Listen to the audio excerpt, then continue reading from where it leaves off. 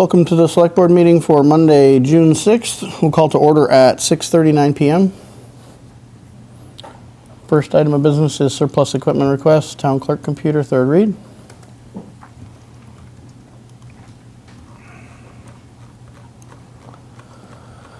Any discussion? I have no concerns. None. Make a motion to deem the Dell Optiplex 9010 computer surplus and to ensure that the hard drive has been removed and destroyed. Second. All those in favor? Aye.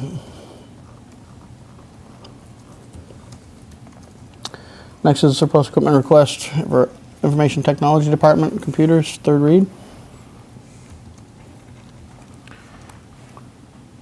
No concern.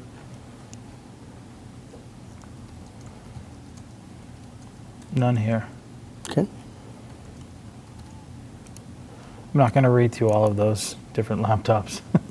There's 4 of them. Yes. Make a motion to deem the 4 Latitude laptops from the IT department as surplus. They are obsolete and have them recycled appropriately. Second. All those in favor? Aye. Aye.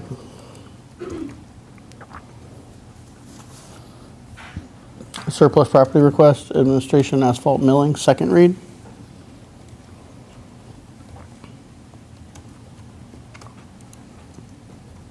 I have no concern. You got a question?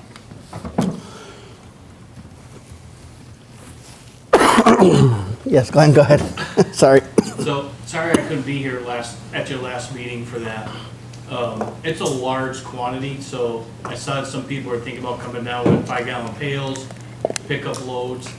I don't know if this should be changed to take all or take none. Otherwise, it's gonna take forever to get rid of it.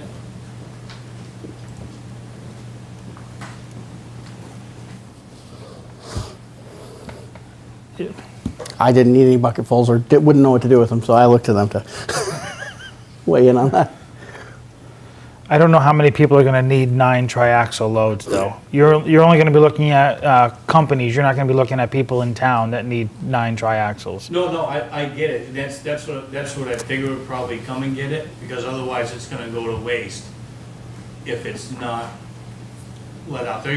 It doesn't matter to me, it's gonna turn into a big pile that's gonna end up costing to get rid of it if it doesn't go. If you're okay with it, what I would like to see happen is for the locals to have first crack at it. Absolutely. Even if we give it a week period, 2-week period, and then we notify outside of town that it's available for first come, first serve.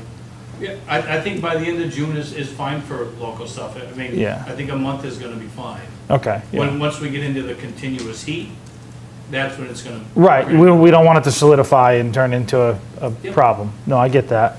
I've already had some locals ask about it. They heard about it at the last meeting and, trying to coordinate people with bobcats and dump trailers. So not just small loads, but enough where it'll be impactful to get rid of some of it. Yeah, I'm good with that. I'm good. Same. So, after we do the third read, that'll be next week. We can advertise it for locals to come and get it, and then we'll open it up for larger, maybe make some phone calls to the local companies if they're interested in some more millings. Sure. Yep. Works for me. Thank you. Other concerns or questions on that one?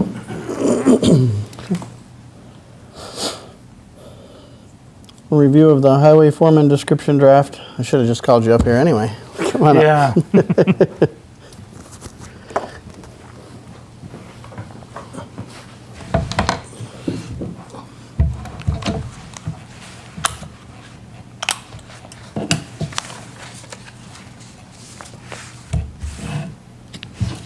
Again, apologize for not being at the last meeting.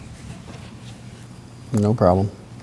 This is the same draft as last read? No, it There's has a few some of the changes. revisions that you asked for. Okay. there was a Word version. Yeah, it came Better second. shows the. Oh, yeah, Came right, right, yeah, secondarily. yeah. Yeah. It's in too quick. That's, no, I saw that one, so this one was confusing me.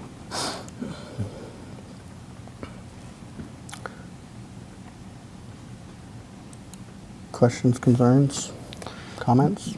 The only one is, it was brought up, I think actually Mr. Loyne was the one person that brought it up at the last meeting, is the CPR and first aid. And we had talked about Yep. whether or not we would entertain the idea of making it required. And if so, what would the impact be and how long, for a new employee or a current employee if we make this change? Are we talking a 6-month or a 1-year window or 3-month or whatever that would be? So I can explain why that's in the job descriptions.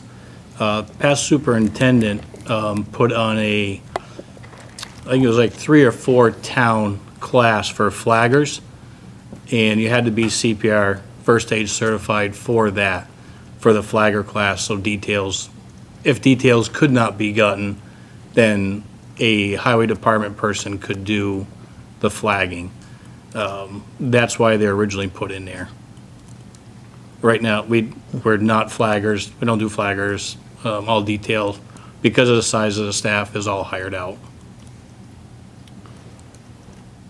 Yeah, the thought was, instead of just the premise of putting it in there because of the flagging made sense then, but the idea that injuries happen, things happen, the more we can have people trained in something, if we're willing to pay for it, it's not a very in-depth class to go through just to get the certification, but mandating it for anybody that's out using heavy machinery puts themselves in a spot where at least they have that training if they need it.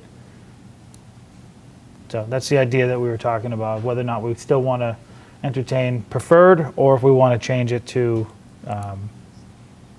required. Haven't come to a, we just started to discuss it last meeting. Right. Do you have any thoughts on that? Or did you have time to think it over? I don't, No, I did. We do a lot of continuing ed now. I get it. Basic first aid stuff, probably everybody should know. CPR, we have full-time department staffs in town. I get it, 5 minutes could make a big difference if somebody could start something prior to emergency services getting there. Yeah, I don't know. We have a hard enough time getting people that are qualified to apply for jobs now, and to put one more thing in there, needed instead of preferred. If somebody has it in the knowledge, great. Yeah, so what I was going to suggest is if we make it required, it's not required to apply, it's required to obtain within a certain amount of time. Yep. So it allows you to still hire somebody without it, and just know that within the first 6 months, 90 days, 6 months, 120, whatever time period that, they shall obtain it. And I wouldn't put a short time frame on that as a burden. I'd lengthen that out. I mean, it could be even the first year of employment, just Yep. to, so just another piece of training that they can have.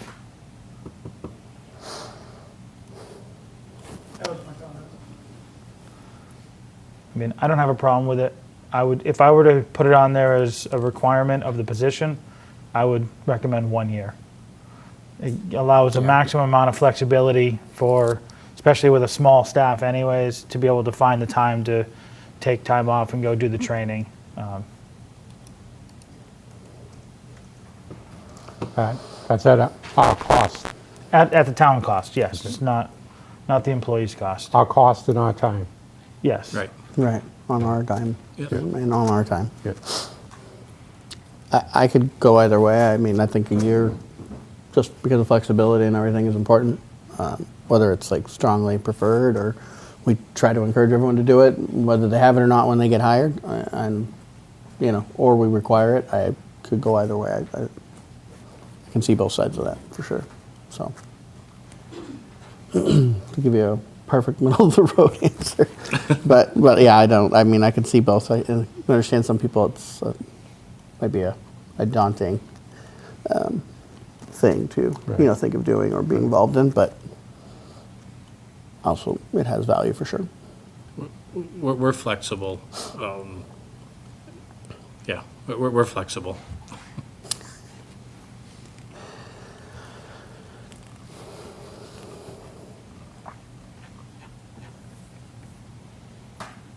We had already looked at the heavy machine operator. And we I change think that one? We adopted it and then said, I We would believe come what I had back said is. if we had changed it in this one, Holistically, if we'll- we're gonna make it the change for the whole department, then all the It job would be all of descriptions them. would be Yeah. changed and do it with a plan on how to, and a timeline for any existing staff to get compliant, if that was required, right? So I think we said we'll adopt it as it was and then Yeah. go from there.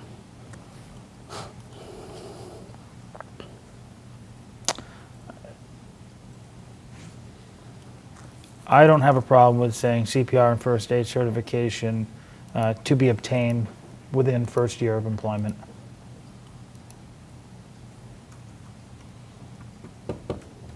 Or shall be obtained within the first year of employment.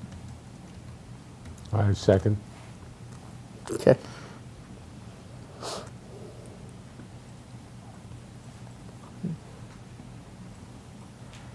What is a give- typical time frame for these certifications? Anybody They- know? In terms of what it takes to get them, Yeah, time frame. Classes, is it Hours. multiple They run- classes? Is it- it's a day usually, or a yeah. couple evenings or something. Yeah, Okay. it's a very, and Work they're, with they run Chief all Wonka over. to get, like, where they're being held and available, a calendar of them. They're offered all around, and we do at least a couple here. Okay, At least every couple of years we do one, if not more often, so. Yeah, okay. and the, Just Yeah. did it within the last month here, on Saturdays. yeah. Yep. It's like 30 days late.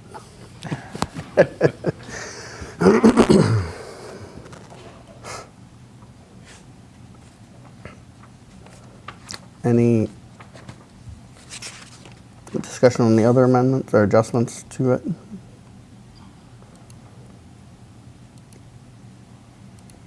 Yeah, I'm just going through I didn't get a chance to review the track changes Word document, so I'm just trying to take a few minutes to go through that one.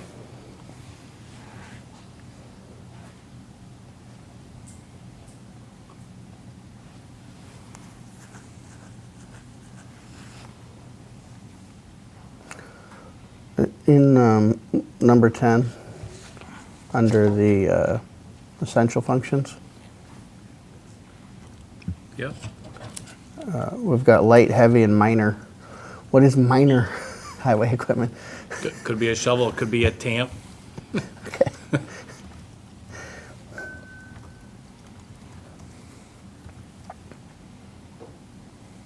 Could be a small motorized compactor.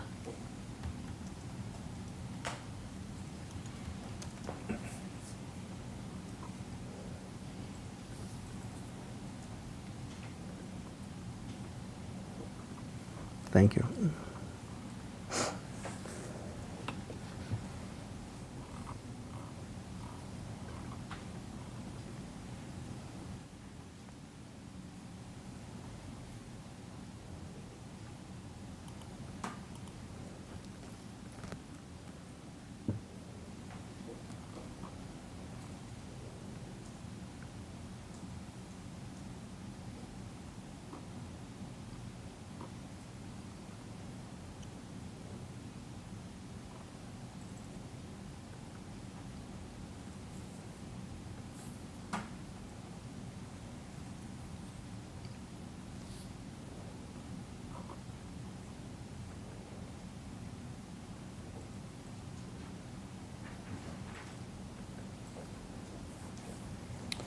I don't have any other concerns with it.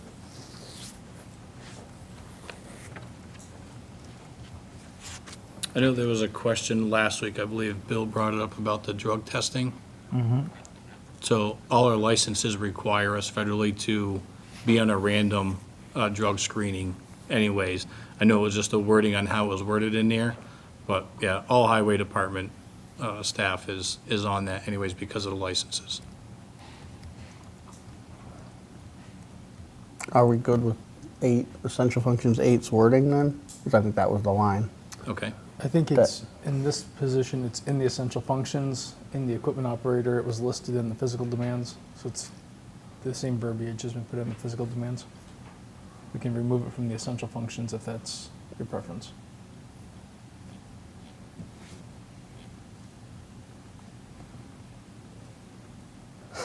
I guess that's my question, and they're slightly different.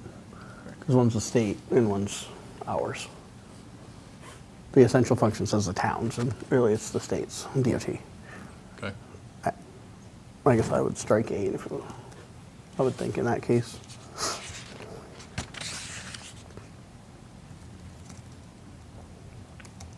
Glenn, how is that policy initiated, the federal testing? Through the random drug test? Yeah. It's through our physical card and DOT license, Yep. and now with the hoisting license, that is required also. Used to, you didn't need a medical card for a hoisting license, it was just a CDL, and now the hoisting license is required a medical card also. So even if an employee just has a hoisting license, they're still on the random test also now. But, I mean,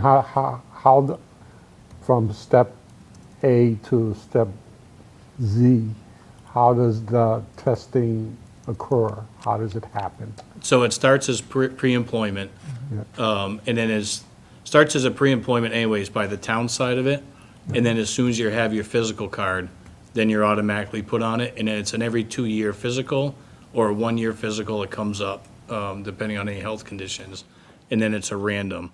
Brian gets notified of at least 2 people for it, and then they set up a date and time, then they just show up. Thank you. And that's managed by a company or administered by something through the Yes. state Yep, or handled by DOT. handled by DOT.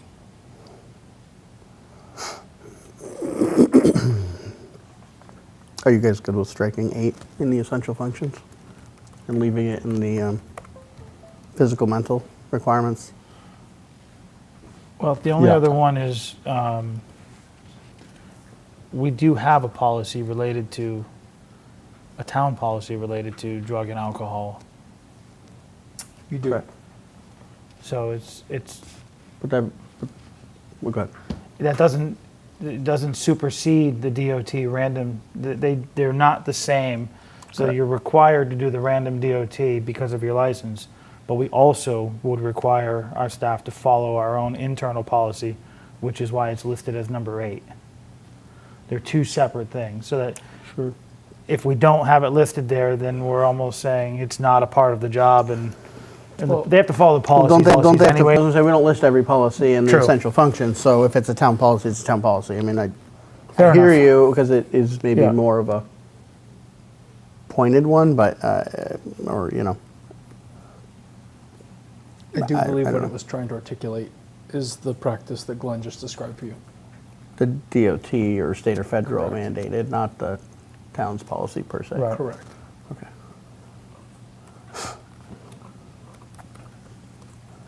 I mean, I'm not partial to it. We do, I don't disagree with you. We do have Yeah, our we- own. we have so to follow- but, yeah. But I don't Fair enough. know that we should repeat it and maybe make it, that, for me, it makes it confusing, which or what, by having it in there, but I'm fine with striking it. Okay.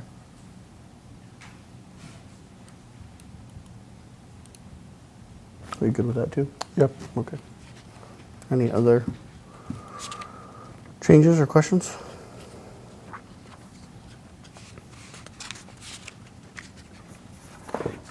On the job description?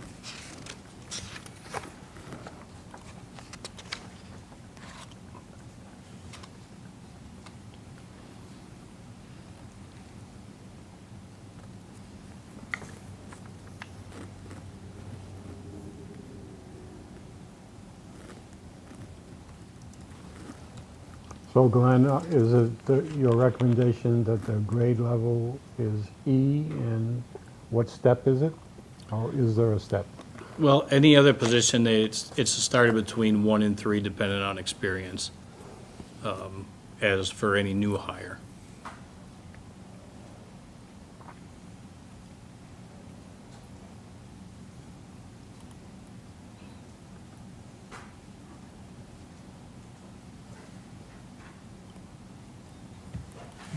terms of the position, the foreman's position has been graded at E since the schedule was adopted years ago.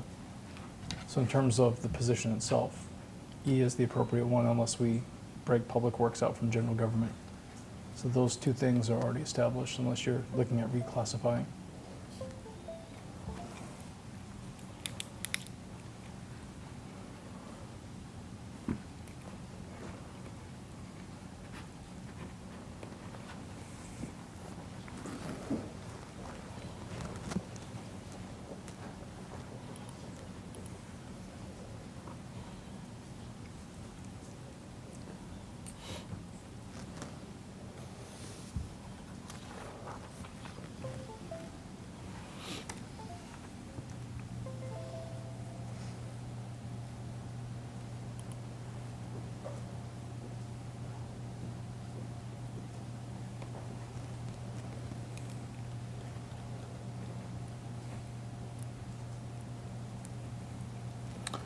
You looking for a motion to, On the job on description? the job description itself? Yeah. We'll adopt it before we Yep. have any other discussion.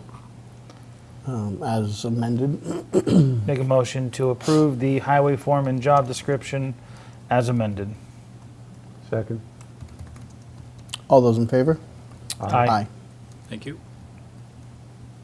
Thank you for working on that. It was a team effort. Always. So with that approved job description by the three of you, I'm here tonight to make a recommendation to fill that position also to Thomas Duffy. He had started with us in 2016 with the school and then came to the highway department in 17 and has progressively worked his way up through two other different positions. Succeeded in every task that was given to him or offered to him, right down to the CDL training school that you all approved of, for the first time actually in history for the highway department of putting somebody through a CDL training. He was the only one in his class to pass it on the first try. So shows a huge level of commitment in my eyes also. And I feel that any task for this foreman's position he would be up to and be able to handle in full confidence.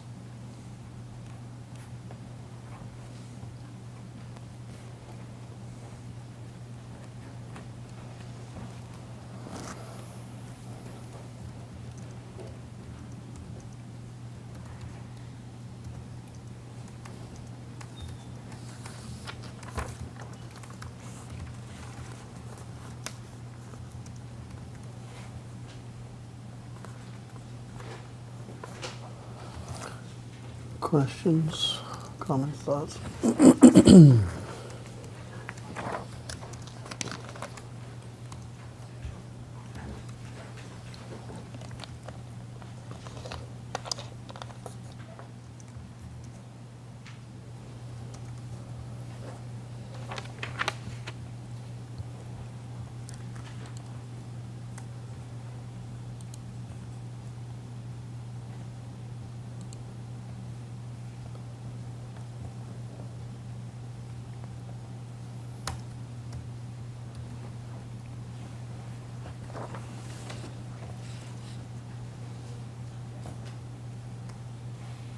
Glenn, was this an internal Yes. hiring process? Yes, it's an internal promotion.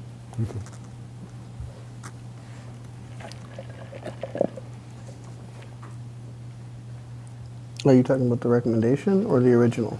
No, the original, The original hiring? yes. His original hire was, Oh, are you talking about the recommendation for this? Yeah. Okay, yeah, that is. yeah, this is yeah, internal. Sorry. His original hire from the school was done through a hiring process. Okay.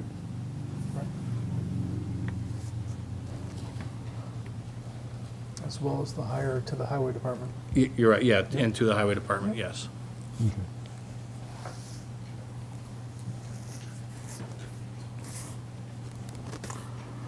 Okay. I read the memo, thank you, and I've actually had conversations with you about it. I've seen Thomas work. I don't have any concerns with the process, and I don't have any concerns with the recommendation to promote from within for that current position.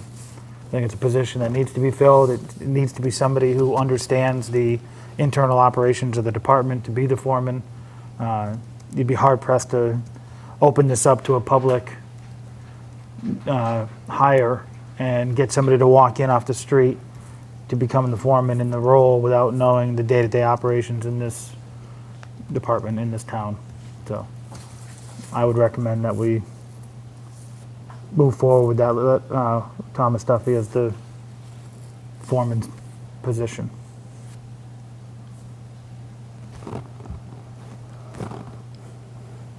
I would second it. Where are we at with the advertisement for the laborer position? We're gonna finish it this week, get it ready to go live this weekend. Okay. To put it out. Correct. Do we have a planned due date on that? In the past, we've been giving at least 2 to 3 weeks. We've tried different approaches. We've tried a firm deadline for submissions. We've also given a preferred deadline. So rolling in acceptance if they come in after that point, but at least the search committee can begin. And I know that Glenn's been working on a recommendation for a structure of a search committee for that position. I think at least in the hiring environment, as of recent, maybe not right now, but I would recommend we do rolling. Just like we set a date, but then do rolling because Right. we know that pool can be very small sometimes. So Yep.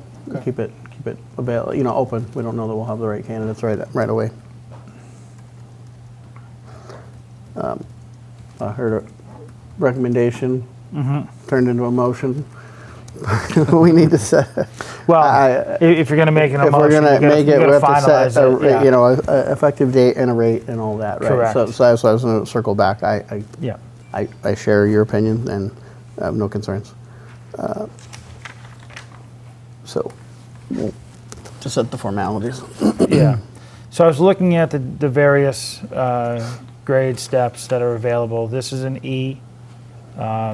Currently, he's employed on the grade D, step 2. Given, 7 years with the town currently, and the rates that are on there, I would still look at an E3. I think that's, we're still looking at what the comp schedule is going to look like for FY24 and beyond. That's an ongoing thing that we're hoping to have ready for next week. But I'd be comfortable with an E3 placement with a rate of $27.85.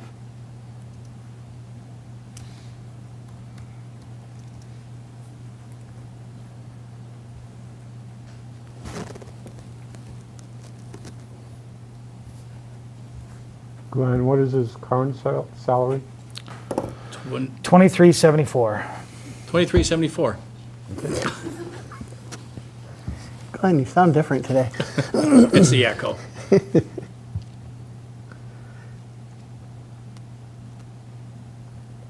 I second.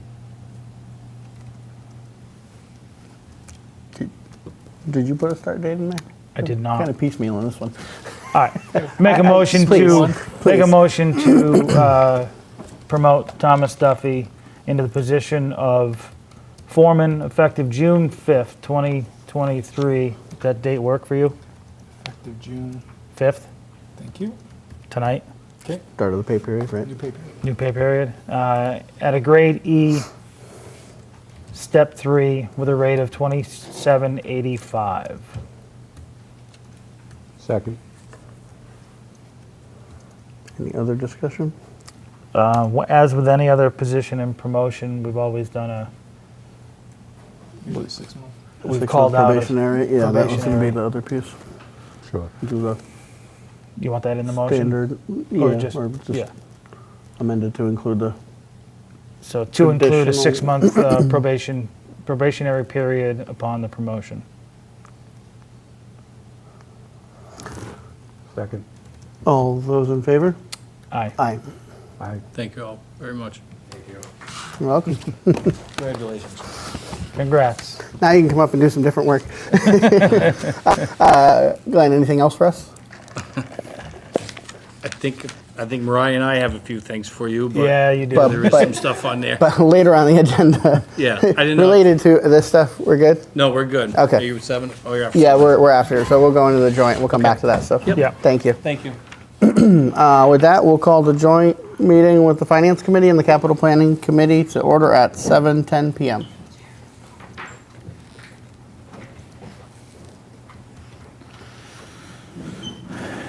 Did we get Thomas a placard yet? I didn't see one. You gonna handwrite one? No, I thought we had one in there. I didn't look through all the loose papers. I saw a bunch of school Give us just a committee and I minute while we stopped adjust looking. some things. We may need to get one. Thomas, it looks like we're missing yours this time. I apologize. Just grab another chair, grab a seat anywhere. More people start showing up. We finally have a 5-member FinCom. And we have capital up there, so it's really Not tight. used to a 5-member. Here, I can slide down. If everybody wants to join me. No, now Otis is gonna have to redo all his cameras. I know. At least he's a good sport. We'll give you a minute. We'll give you a minute once everybody's settled. Are we moving down or are we good? I think are we good? We got We got enough room? We're good. This is an agreeable group. Yeah. Okay. Are you good, sir? Let me know when you are. Always. We'll push him back into the camera.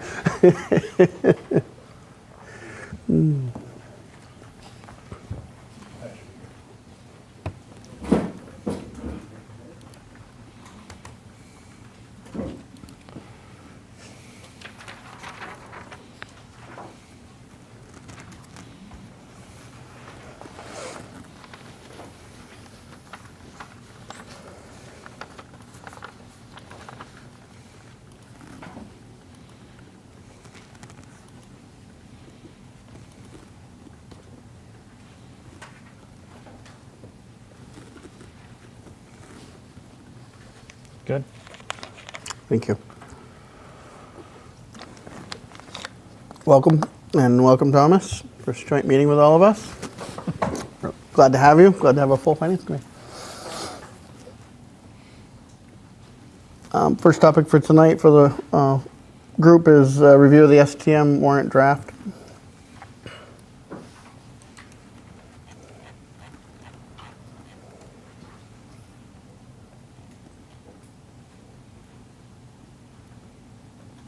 And I don't know if Finance Committee had a chance has reviewed this yet, but I know Capital has it, but has not. We haven't talked through it.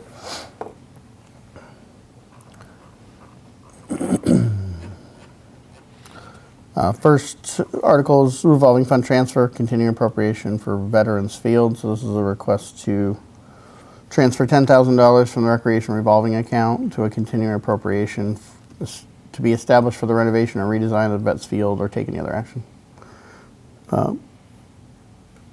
And the notes that they have a redesign and renovation of Vets Field as an upcoming capital project. We'll be seeking a park grant which requires matching funds. And as of May 17th, 2023, they have a balance of $22,919.36 in the revolving account. And per Mass General Law, can only carry over $10,000 from year to year. So the balance would cash out to the general fund if it was not reappropriated somewhere else before the end of the fiscal year. We don't have anyone from Rec here to speak to this tonight, do we? No, I don't believe so. No, not But we can Okay. definitely take notes and get it to them for Monday. I guess I would just like an explanation as to what else do they use this revolving fund for? Can they put it towards Summer Park? Can they put it towards some other things? It is. So the answer is yes. Okay. And they're currently taking payments right now for Summer Park, but Summer Park doesn't begin until July. Okay. So there's a higher balance in that account. part of that is the programming and the staffing that may need to be drawn from to offer that program in July and August. So that is exactly its purpose. The rec department, though, does have more than it should carry from year to year. And so in those instances, the balance over 10,000 does cash out to free cash, which then would be available to the voters for appropriation. Anyhow, it's going to be the same result. There's also a reorganization of the rec commission. There's 3 new members on there. So this is also a learning year for those new members and a chance for them to reorganize. So I don't expect that we'll be seeing large balances left in the revolving account in future years as they work to manage their cash flow. So I was not at as many capital meetings this year, unfortunately, but I believe some of the requests, there was some conversation about kind of the overall plan and strategy and a revisal of that, or revamp. What's the current master plan, if you will, for rec? And I think there was some requests in there, but there was, I don't recall, that we moved everything forward because of some of those questions. I don't think we've had those answers yet. Correct. I guess I'm a little unsure why we would be saving money for something if we don't have a plan yet overall on what's happening. And there's a lot of capital accounts that rec already has out there with money just sitting where projects that haven't happened. they're meeting on June 10th to finalize their response on that exact issue to send out to all 3 boards. So if it were your meeting on June 12th, it will come over the weekend, but they will be sending a correspondence to the 3 boards to that effect. June 10th was the earliest that they could schedule their next meeting.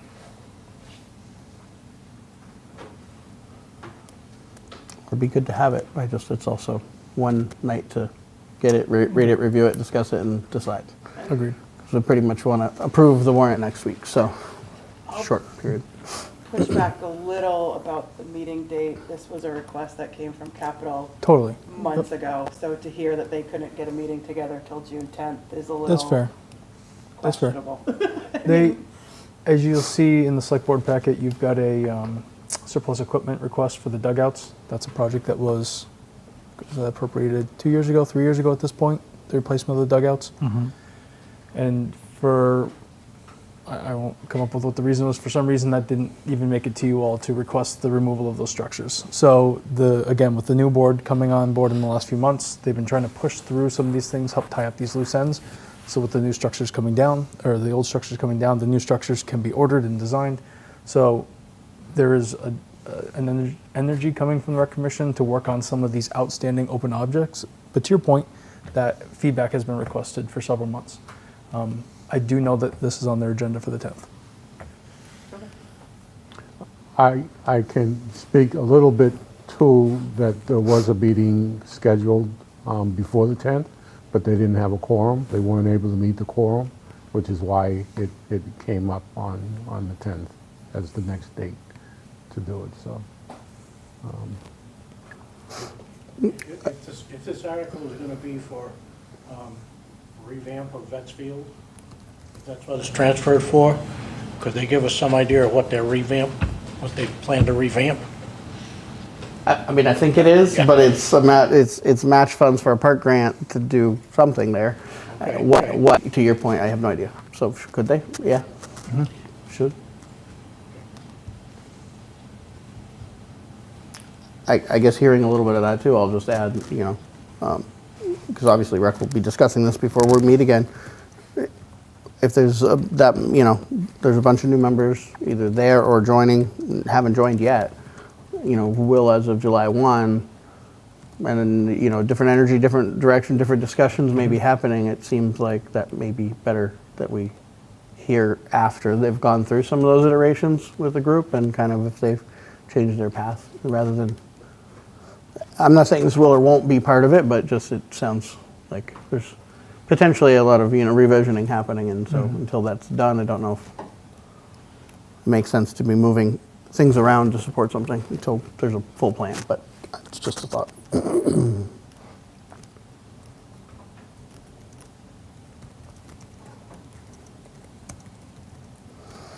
Other questions we can get to Rec on this one? I don't have any concerns. I don't share the same concerns that some of you have. I think knowing that they're going to be looking for a park grant and that we don't, even though we don't have all the nuanced information about what work will be done, we know it's on their to-do list to revitalize that park, which has basically some swings in it right now. That's, or if those are even there. No, those got taken Just out the too. tennis, yeah. Just a tennis court. So to allow to have the matching funds, we've talked about it before. We created an account to ensure that we had funds available for matching grants if they become available. This request is similar. While we may not know the particulars about what's going to be part of that grant or what the scope of work would be, it's the same idea why we earmarked, I think, $20,000 or $25,000 for matching funds for upcoming grants should they become available. So I don't see an issue with putting it there, earmarking it for the particular use of matching a grant should one become available to revitalize that park. I follow your point, but I would say this is a capital project. The scale and size is a lot more than a small grant. I mean, our last park grant was 400,000. I think the match was 150, 200,000, or 250, somewhere in the 40 to 60% of that. So I would expect this to be more of a capital request to put a matching funds in when a park grant was, proposed to be submitted in the following year, or kind of that was further along and there was a number attached. Just my thought. I don't feel like we've been doing that these days as much as we had, years back. We more so have been putting it in capital stabilization and then putting it together on a plan when it's developed, right, to that point. So, not to say that we don't match the funds. I just don't know that piecemealing it and tying up money, considering our budget situations lately, is the best choice. But I think having more information from Rec would be helpful too. Just for the record, from the capital standpoint, this project is not in the plan. We have not formally seen a request, I believe, for the park for that revitalization. We did approve $20,000.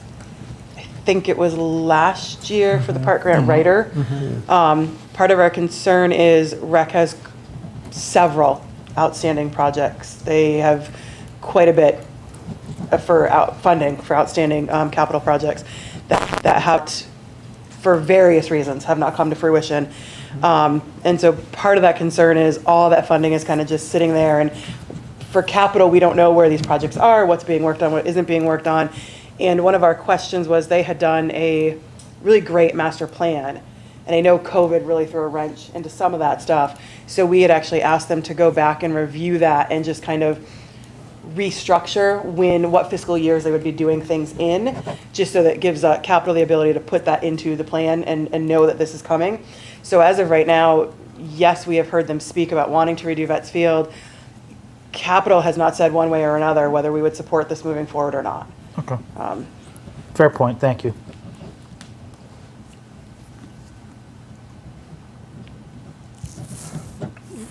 So we'll hear Further more. on, yeah, we'll hear more on the 12th. Yep. That would be good to have a representative here to talk to that.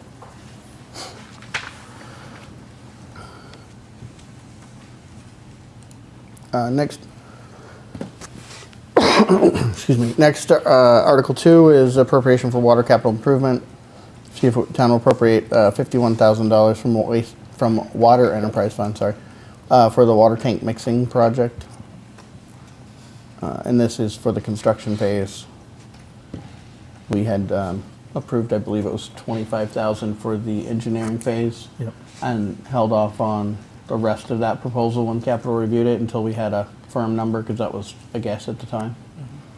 Although it looks like we're coming in right about where they were, because I think they were talking 75 at that time. So pretty close. Would be appropriate to move the finance to recommend that article? Sure. Is that a motion? Yes. Is there a second? Second? Any discussion? All in favor? Aye. Aye. Any opposed? Is it unanimous? It was unanimous. We do the same thing for capital?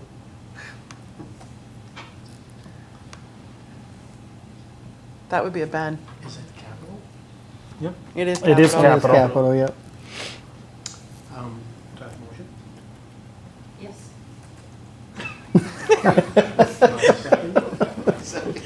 You didn't say yes? All those in favor? Aye. With the motion, Pete second. I got it. Okay. Anyone opposed? Only discussion is what is the yes that we just approved? No. Any further questions, concerns from the board? No. None. Okay. Does that answer that I got for you the last time we talked about this work? That's a good question. Was there questions on the answers to the question? Yes. Related to the, I believe it was a motor and the line that Yeah. was not being that was not in the proposal, and Right. whether that impacted our ability to use it in such a way Yes. potentially that Pete described in that memo. And I'm Yes. grasping I'm grasping a little here, but it was a possible use once in a while An in occasional the use. water tank, and it was a question that we had to the tie-in bond proposal about. There was 2 items that they noted were not part of the proposal. Right. And are those 2 items the things that would allow Pete to do this maybe occasionally needed task or not? I can pull up the detail if you like and But speak to it a largely the little answer more was no. logically than it Right. materially than it sounds, but I think we got it, and I don't know if we had any concerns with the response. I had no concern with that. Okay. Okay. So the proposal generally is satisfactory to continue Yes. to work on. Okay. Yes. So long story short, the 51 is the right number from what we saw for the proposal. Article 3 is capital improvement, rescind borrowing authorization for the lead service line inventory and replacement plan project. So in the special town meeting just a couple months ago, we authorized the borrowing for the borrow and get paid fully 100% forgivable, which is now a grant. And so we've begun all the grant paperwork and moving down that path. We don't need the borrowing any longer. So this is just to not have an open borrowing authority. Correct. Unnecessarily. Any concerns? Nope. I move the finance committee recommend. Second.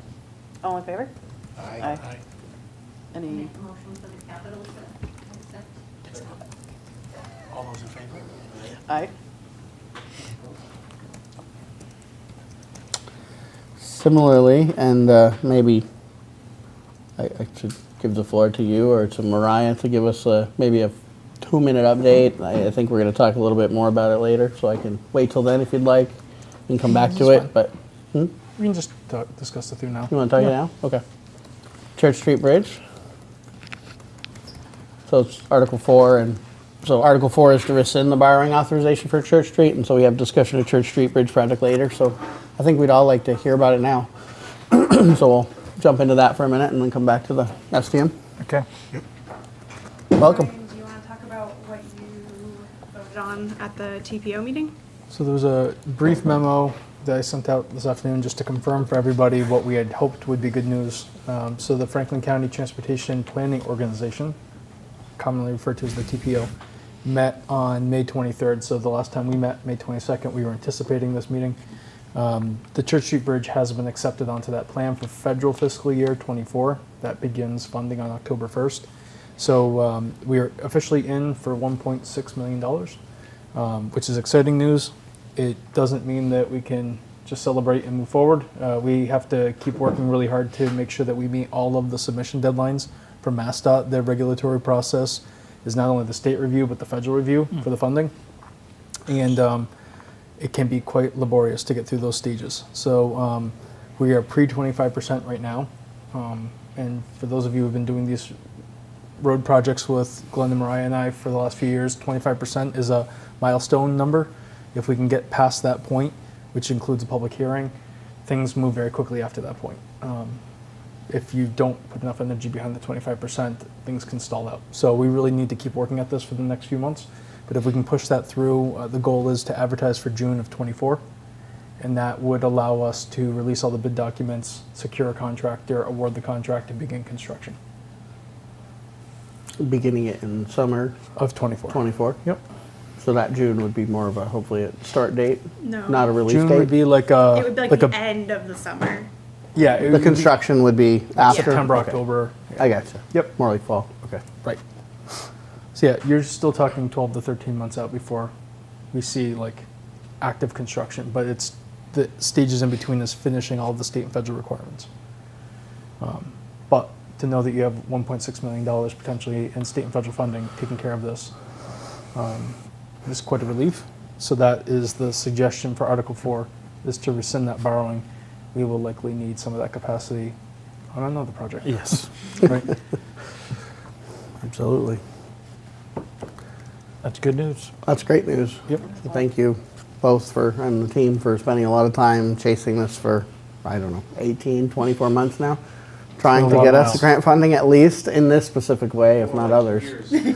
Many years, and then specifically to TPO, I know it's been almost 2. Yeah. Yeah. But yeah, it dates back over a decade. Yeah. So, Yeah. Do I recall it was about a 2-month, give or take, is the estimated construction? Yeah, it Once- depends on when they'll be able to order the precast pieces, but Okay. my understanding is that once we have those, it's a pretty quick installation. Okay. So from starting on the site to ending, the prep might take longer, but Right. Yeah, When I okay. asked on, I think, Friday, our engineer had said that, if they start in October, they could potentially finish in December. Obviously, weather dependent, there's so many variables there, but sure. ideal conditions, yeah, I think 2-3 months. I have a little bit of a concern with rescinding all of the $1.6 million. And my concern is looking at the paperwork that Brian put together and sent to us on all the bridges that DOT is committed to. I didn't see any bridge that didn't cost over $2 million. And we're at 1.6, and that may be subject to change in the future. there are contingencies in there in the Okay. state. So we originally came to the 1.6 million request through our own process with Weston and Sampson, and they work their contingencies in. When you go into the state system, the state applies their own estimations. And when they put all of the quantities and the materials that they were using, it came out to a very similar number. It was a little bit different, but it was still in the 1.6 million ballpark. With that being said, we saw a very crazy construction cycle for bidding a few years ago. I don't know if we're at the end of that, so your concern is warranted.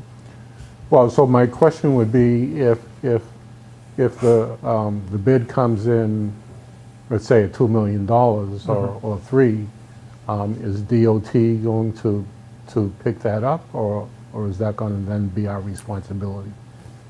I can't speak for them, obviously, as Right. to how they would respond. I do know that the last project that we worked with them on that was a quasi-town and state collaboration was the Route 63 improvements that we did from Care Drive down to Leicester Street. That project ended up coming in higher than initially estimated, and the state found the funding to close the gap. But I can't guarantee that would be the same situation here. Right. Would there be any harm in leaving the borrowing authority open until we got further along in the project and rescinding it down the road? There's no harm necessarily, except for the amount of borrowing that is open from the voters is finite, right? Right. And if you've got money, in theory, capacity tied up because the voter said it's available for this one project, you could therefore may be limited on another project. So you have a second bridge that you need to build. Can you take out another $1 million for that project, right? At some point, they start looking at how much has been authorized on the books to hold for debt, and they'll look at your capacity to repay. Who are they? Department of Revenue, when we start Okay. looking for When I'm issuing talking, bonds. the My citizens apologies. may be No, no. following and knowing exactly that we're not keeping it to use it, we're keeping it as a contingency. You're talking about the assessment of our ability to take debt. Correct. And Okay. I think you all have had throughout this FY24 budgeting cycle with the citizens having a very thoughtful conversation about balancing that capacity and your ability to commit to an annual repayment plan. And I think that you all have been spot on about that, how limited that capacity can be. Holding on to this 1.6, we know what that debt service looks like on the wastewater side. I don't know how many of those we could continue with. So no, it doesn't, it's not going to harm us in the near future. It is something for us to be mindful of. It's possible, I think maybe to Selectman Bember's point, that there's a portion of this that could be reduced and maybe still keep some of it open. My recommendation would be to rescind the 1 million and keep the 600, and at least that takes us a little bit over 2 million, and as a contingency, just in case. I might be more inclined to say, so a couple thoughts. One, we had a near, I don't know, was it over 10, under 10, but it was millions of authorization when we had potentially been doing work with the Erving Industries with the wastewater treatment plant upgrades.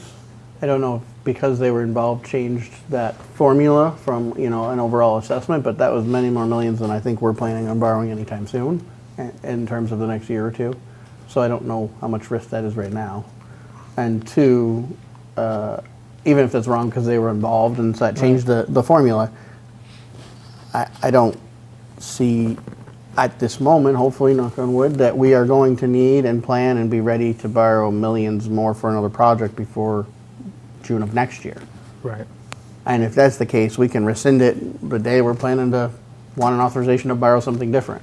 Or rescind it in a spring or winter STM if we're, you know, real confident at that point with how far we've gotten in the paperwork. And I hope it's not 3, and I don't think it will be, but why mess with it at all? What is the value in messing with it at all right now if we want to keep any of it until we're sure we don't need it? Just a thought. Yes. And does anyone know when it would go out to bid? June of next year Next is year, when. so yeah, it'd be open 1 year. Correct. And if it's June, I mean, we might carry it into early fiscal 25 by the time we see the bids back and know for sure that we're having a funding. Yeah, if they're going and out in June, we'll get them back in, you know, whatever we set for a July, return August, date. somewhere in July, there. August. And if it's over, there's going to be the discussion with DOT and everything about, you know, where's that, what now? Right, whether or not their grant, if they have the funds or if we have to foot the bill. Right. I mean, I And feel then- like unless something was catastrophic, we know enough of what projects are coming down the road that we would be able to rescind the authority and then move forward with something else in a relatively short amount of time. I think Bill brings up a great point about the cost coming in at higher than expected. Let's hope that doesn't happen. I think I would say just let it be for the year, and if we need to close it down the road, rescind it down the road. I only said, like, to your point about advertising, I think it's more like 18 months probably. I would also hope if something came up and we needed to bring that, we can bring it in the same meeting. We can tell DOR we're planning to rescind, it's contingent on rescinding the other and hopefully not affect our, you know, the outlook if that came to that. Yes, sir. Going back to Brian's comments about the Route 63 joint project that we did and the state coming up with that extra money, if we have this borrowing authority open and available and this bridge project were to go over and bid, will that change the state's motivation to find the extra money on their end if they know we have it queued up? Likely. Likely? Yeah. That was my concern too. That changed my Yeah. thought. Yeah, that was my concern as well. But what I I would was say hoping to we you- wouldn't talk about it for 18 months and no one would think about it until we get rid of it. What I would say to you, I mean, all of this is a strategic exercise, right? Right. You can make several different paths forward and assume what the outcome would be. If we rescind it with the expectation that the state will find it, and it does come in over budget, and they can't find it, they've committed other funds, and they just don't have the capacity by the time this is awarded next year, it could mean that the project is not awarded, and it's rebid. Or there's some change to the design that in theory should reduce the cost, right? That's, I think, the option we don't want to see happen. Right.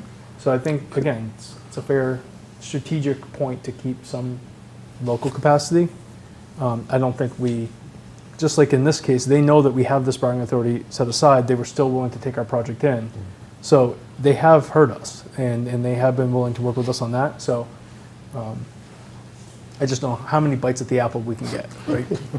We'll tell them we're just planning to transfer that to the other bridge that we now have. Well, and this is a much Yeah. more compelling argument for a bridge for them to help us with, whereas the next bridge that we have to talk about is less of a compelling argument, Yeah. if we're just being honest. The next agenda item. Right, correct. The next bridge on the list. Right. Yeah, yeah. And we do have some funding, so. Yes, sir. I think it's important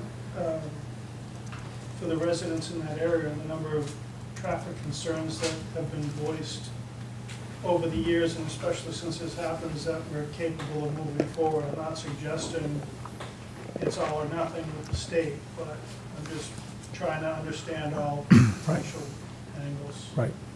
It's a good question. I appreciate it. Yeah. Could you, here's my thought from there. Could you find out by next Monday if a bid package would likely be able to have enough runway for award to hold a special town meeting? So normally we put in some language, and we've done it before, where it's contingent on funding and it's 60 days out. Award will be 60 days after we receive bids or sooner. So we have To enough give us time if time. we don't have capacity and we can't come up with it somewhere else to hold a special. To create the Come out warrant to the and- voters and say, here's where we are and here's what we need to do to close the gap. Yes. And then we could rescind, if that that's, time. if we can do that, we can rescind now and come back to it then if we have to. And take away a little bit, maybe, if we're concerned about that potential that they go, well, you have the borrowing, so just come up with the rest or we don't do it, Right. Okay. Yeah. I'll get It's you the another answer. thought, No, I like that idea. Yeah. Okay. Give the 60-day window. yeah, so if we find out we can have a long enough window in that package, just because of state and federal guidelines, I don't know what we're gonna have to do versus want to do. Okay. I think if we know that answer on Monday, we can decide whether to leave it in, take it out, or adjust it. Make sense? Yes. Sounds good. Okay. I'll follow up with the project manager. And thank you again, and everyone who got this in. And I know we've talked about keeping our seat at that table and keeping our voice about projects, because we have our projects, and our projects are small in the big picture of some of those, so. Right. We won't ask for a lot, but we just want it more often. This town hasn't always asked, and so I think it's okay to ask. Yeah, I'm sure this always happened. I don't know that I was really aware in a way like we are now, so. Right. Good. Anything else on Church Street Bridge specifically? Okay. Then we'll go back to the STM and on to the next article. Down to Article 5. Yes. So this one is tied to the previous one. There will be 4 temporary easements that we need to secure to conduct the work, predominantly just adjusting the utilities while we're doing the construction work so they can get the cranes in and do the setting of the structures. The right-of-way plans have been submitted in draft format to Mass DOT for approval. Part of, again, going back to the 63 project, when we did this, if you recall, we had to secure written documentation from every property owner that we reviewed their rights, we reviewed what was necessary for the temporary easements. Then that was brought to town meeting. Once the voters approved it, the 3 of you had the authorization to do the work that we needed to do and have everything recorded at the registry. So this article is setting us up to do that. I have not been given the full green light from MassDOT, and they have not given me the clarity as to when I'm going to get that. I just keep being told that there's a process and there's a schedule. But it is only 4 things that are already described, they're on plans. So I'm gonna just run it back past council. I have a few tweaks from council about the language. If it makes sense to go forward with this and just get this done so it's in the hopper and we know that town meeting has been cleared, and then when MassDOT is done, we can reconcile the paperwork. Or if they would rather have us wait till later, but I can't promise when you're gonna have a town meeting again. So, and I warned them, knowing that the June 2024 timeline is tight. Sounds like a long ways away, but for the state, that's a tight timeline. I don't want to do anything on the town side that's going to slow this down, but I don't want them to turn around and say, get us approved easements in 4 weeks this September, Right. right? When we already had a town meeting ready to go. And there's only the 4 temporary, no That's it. permanent? Nope. Okay. How If big we're- how large of parcels are we talking? Are we like, just small squares on someone's yard, or is it, the whole, Let me, the whole the largest one is, frontage? the largest one is 400 square feet. Oh, okay. I think the remaining 3 are in the 200 square feet range. Okay. And most of the work is going to be repaired with some loaming and seeding afterwards. Okay. So it truly is temporary. Yeah. If council, if we get, a go-ahead on the language from council, we've done this before, do we have very much of a concern that it won't be the right language for DOT? I mean, I don't think that'll be an issue, will it? Most likely. In large part, this article reads exactly like it did when we did the 63 project. So it meets the criterion for the state and federal requirements. Is there a dollar amount here? Or are we expecting to put a dollar amount on this article or no? So I need to go meet with each of the landowners And figure out what and the- understand if they are intending to ask for compensation or if they're interested in gifting. Okay. When we did the 63 project, everybody gifted. I don't know if that would be different. Early indications seem like they're open to gifting, so When we did the 63, we had a public hearing first, and then you met with them, I believe. Do you? you're remembering correctly. We did the 25% hearing, then we had Yeah. a whole meeting here, and Yeah. the 3 of you went through all the plans with them. Walkthroughs, yeah. Yep. But seeing how it's only 4 temporary, you're just going Right. to meet with them individually? We've had some individual meetings. We had a neighborhood meeting 2 weeks ago. Yeah. One of them. You're waving to one of them. So we have some very kind neighbors who are already engaged in this conversation.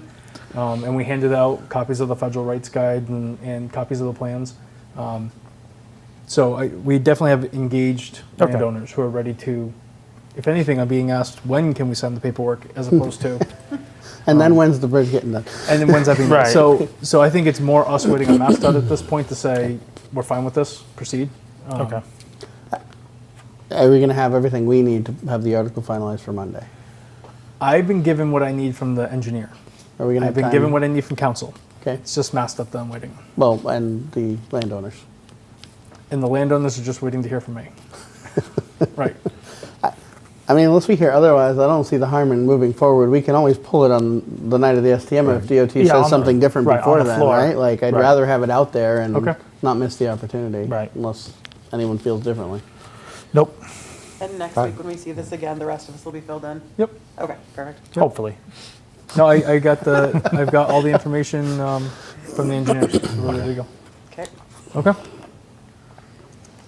Article 6, zoning.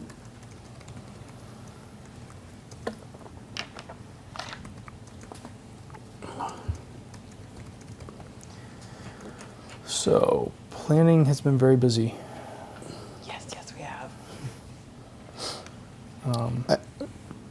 Not to cut you off, but I guess No. it's more of a, we've gone through some of these, planning's been doing all the work and Yeah. the hearings and all of that. Does Finance Committee want to make any recommendation? Do they have any question? Other than that, I don't know that there's much to discuss. It will be a lengthy document that goes with that. Yes. It's about yay thick. It is, yeah, Yeah, Sorry. hundreds of pages. Not quite hundreds, but enough. yes, very much so. So I guess just, that's my thought. Welcome to have questions, but if there aren't any in terms of being expeditious, I guess. There, I mean, I sit on the planning board as well. There isn't really anything financial in nature that I was just going to that ask. zoning Directly affects. financial, right? Yeah. So unless the finance committee feels differently, I don't necessarily see a reason for us to weigh in on this. No? Okay. Wouldn't that also be the case for Article 5 as well? It may have It- financial, we don't Oh, know true, yet. yeah. We're So, waiting I to mean, find out, yeah. Or you may want to support it because you want the bridge to be funded by the state. Right. Which this is required. But yeah, no, I don't know. Okay. Is there questions on the zoning one? Okay. Then We're good? Any other things around the STM that have come up? Any other topics or anything that has? The email we just got from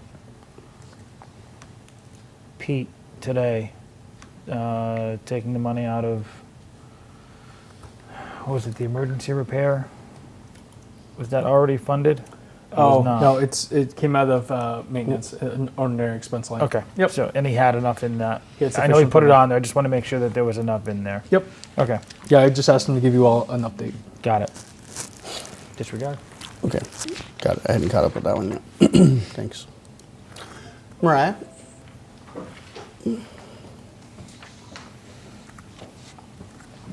Hopefully this is a quick question, but I'm just curious, originally we had talked about having the IP mill either on this STM or a future one. It's not on this draft, and I'm just curious if there is a thought as to when that discussion is planned to happen.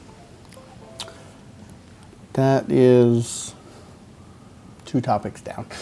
Oh, is it? Okay. Well, in terms of just talking about a comprehensive budget review, and that may require an override if we're going to propose something further.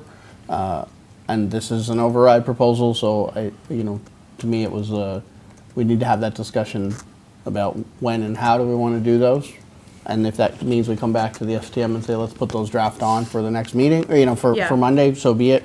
I don't know that it makes sense, obviously it's a Yeah. bigger discussion. I just wanted to make sure that as we're talking about STMs generally, Yeah. that is something that we pay attention to.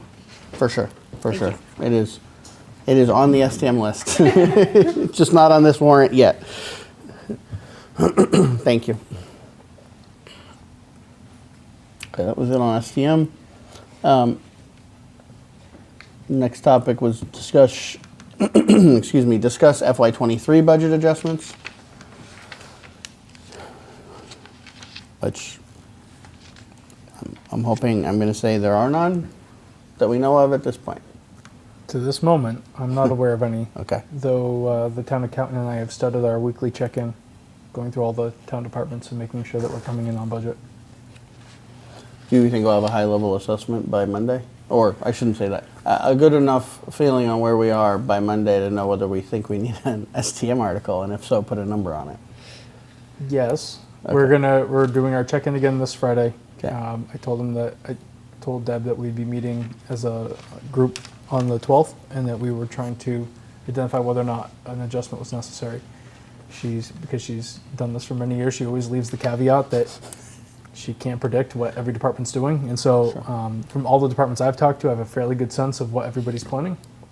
And so I don't have any grave concerns about where anybody's spending is in relation to their appropriation. So I think we'll generally have a good idea next week. But again, there's still 3 weeks left in the fiscal year, and a lot can change in 3 weeks. So we're gonna have to continue to monitor. And as always, we'll bring any final transactions that FinCom and the Select Board need to look at that first week of July. Past years, we haven't had to do anything, but we just checked in around where we In stood. terms of the transfers, Right. not STM. Yeah. If there's anything major enough where we think we need an STM action, we'll make sure we let you know. And have that detail for Monday. Correct. Thank you. There was some, I think over the last 2 weeks, give or take, there's been some back and forth about the school budget for this fiscal year and whether or not there was still a need or wasn't still a need. And Scott and I have gone to some of those meetings. The last meeting, that seemed like it was pretty confident that they did not. They had contingency within a circuit breaker fund if they needed more than they have remaining in their current appropriation. So, unless anyone who watched, listened, heard, was there, whatever, has a different opinion, my takeaway was that there was a pretty strong indication that they do not think that there's a shortfall now for the current year. So, outside of what they can find funds for. So, that was at least a primary one for having us on, because when we talked probably a week and a half, 2 weeks ago, that there was some concern that it was there was a big need. So the fact that there isn't now, I don't know of any other concerns for this fiscal year. Questions, concerns?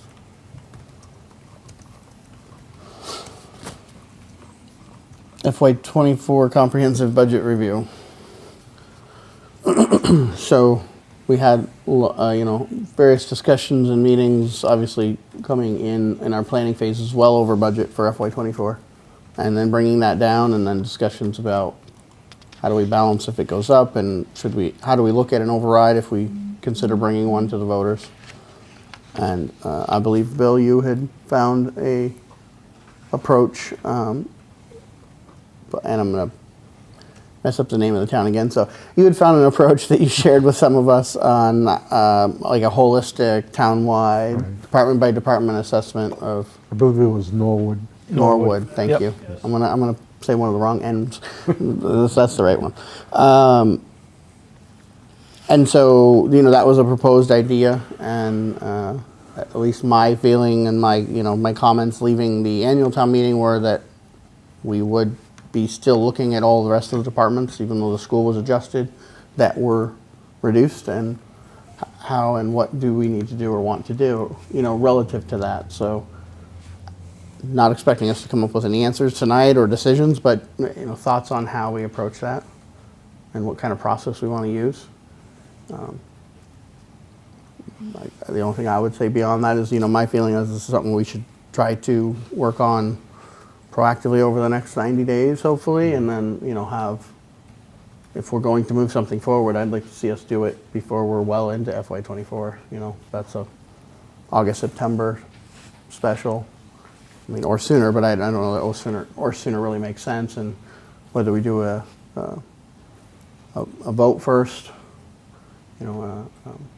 or we do a town meeting first, and because we have to do both, so whichever one comes first, if that's the direction we go. I think if we're going to go in that direction, I would still, while the school budget was amended on the floor and it's at full capacity, I would still like to have the meeting of the Finance Committee, Select Board, and the School Committee as part of that discussion, because I think when you're looking at the 2.5 override, it's not just for FY24, it's for the next 5 fiscal years. You're looking at a long-range plan, not just a short-term, one-year fix. So I think having all those committees and boards at the table to discuss what the long-range goals are and how we're going to get there using a 2.5, what the requirements would be, what the stipulations are going to be, all of that.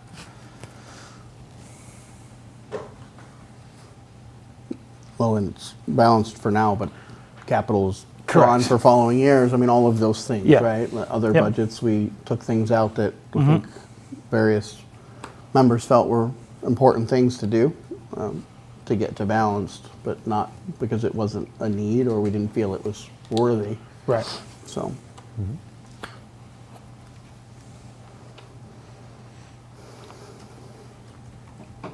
I guess maybe it would help to see a comprehensive list. I know Brian had done it once before. But just revisiting that list, and I think maybe just removing like the electrical and the fuel lines from it, and then seeing everything that was in fact cut from all other departments, just kind of as a refresher as to the things that we cut. I know the funding for capital wasn't on that list before, and it absolutely needs to be. And I, frankly, as a member of that committee, I question if 400 is enough if we're planning for much more long-term. So I think maybe that would be somewhere to start, so we can at least see that and then go forward from there. Is there a thought, an interest in revisiting or asking department heads to revisit their budget and thinking about 5 years out, for example, or some number of years? Because I agree from the standpoint, if we're going to do an override, we should do an override we think that puts us back into a sustainable levy for the foreseeable future. Correct. I wouldn't want to be doing this again or whoever's sitting here doing this again in 3 years or 2 years or 1 year. Hopefully not one, no matter what. But do we want to come up with some criteria and ask department heads to look at their long-term view of the department, where they're going, what needs to get done in terms of, just because we, let's say, theoretically balanced it to what was requested originally for FY24 doesn't mean that even that number is sustainable in 27 or 26. Potentially. I'm not saying it is or isn't, but I haven't seen anything go down, everything goes up. So just a thought process, or do we want to meet with them and have discussions, or do we just want to work from what we had cut and do a sanity check on that? I think if you're looking at long range, I think bringing the department heads back in and having them revisit a long range plan, but it's not just capital, it's operational. If we're going to do the 2.5, and it's looking at staffing analysis for the departments, it's looking at, capital projects, all of it. So I think having their input is vital if you're going to request a 2.5. I think it'd be short-sighted to just say, this was the request that came in for FY24, let's restore it back to that, without having a little bit further in-depth conversation about FY25 through FY29. About if restoring what was proposed in 24 is even enough to sustain a 5-year long range, or if that was just the immediate need to get through 1 year. And I think, and I don't want to put more work on our department heads, but I think if we could have a combination, kind of like a report, and the two that come to mind is Chief Hulse put together when budget cuts were done. He did a great write-up as to what he felt he could cut and what he felt he could keep and why. And then I know when it comes to capital, one of the departments who always has a great presentation for their capital projects is Glenn. So if we could get almost like a mashup of those two things, because we are looking at this so holistically of not just capital, but the day-to-day stuff, kind of those two were type of things put together to say, this is what I need. Because having those, for people who aren't doing it all the time, having those explanations and knowing this is why you feel you can cut this, or this is why I feel this has to stay, was incredibly helpful. And so if we could get something like those two things put together from each department, I think would be fantastic.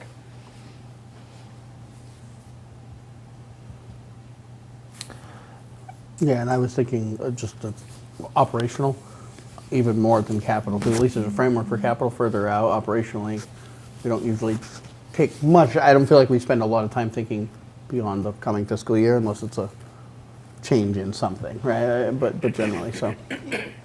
Yes, except the two are tied, because we kept talking about having capacity to raise and appropriate for capital, and having that capacity in our operating budget to be able to set those funds aside. So on our side, looking at the R&A line item for capital makes sense.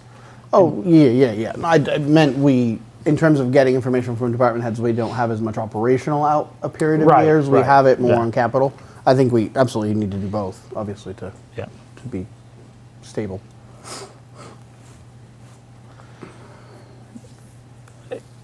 Your initial time frame seems rushed. I was going to say That's a tight time. If we're trying to do a comprehensive look at how we're, let's be honest, I know towns do it all the time. It's happening in the state. Over half the municipalities have done 2.5 for FY24. I'm not sure all of them do a comprehensive look at long-range planning. To ask all of our department heads, ask our boards, ask ourselves to do all of that over the next 90 days and come up with a plan that we can present to the voters to be able to digest and have it well thought out. I think that's a lot to ask. I understand where you're coming from, because you don't want to get too deep into the fiscal year before you start amending that fiscal year budget. Well, and set the tax rate if we're gonna. Well, if we're gonna do it in that year, and I also just in terms of it having an impact in fiscal 24. Right. I know it's aggressive. I'm not saying we set that in stone and say we're gonna have it done on September 1 or something. But I just Yeah. It was more directionally, are we all in favor of kind of not slowing down on that, right, if you will, or whatever in the summer, right? Even though it's summertime, like trying to do as much as we can to kind of keep working toward that No. goal, because otherwise my fear is we'll be in FY25 budget season and go, Correct. well, let's just do it in May, or Yeah. for next year, and I don't know if it does justice to FY24 to have that happen. So It doesn't.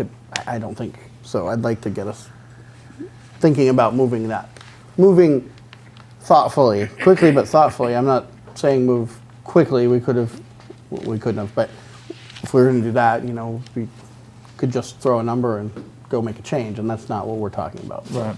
I don't want to rush it for the sake of rushing it. I want to make sure we do it thoroughly, but with some sense of priority and timeliness.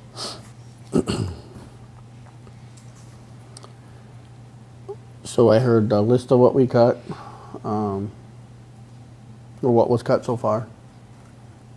I'm not sure the approach we want to use. It sounds like we want to try to, maybe we take and use a couple of the submissions for this year as examples of kind of what we'd like to see for thought process, but out 5 years in terms of what may change that's significant, right? I mean, everyone can think it through it as we're going to have 2.5% capacity every year. So when you're thinking about significant change beyond that, what does that look like and why? And when? Is that kind of what we're thinking, both in capital and in capital, probably further out even. Yeah, I mean, capital, the framework's there. They do it every year anyways. Yeah, further out probably needs more cleanup, I think we all discussed. Yeah. Yes, Mariah?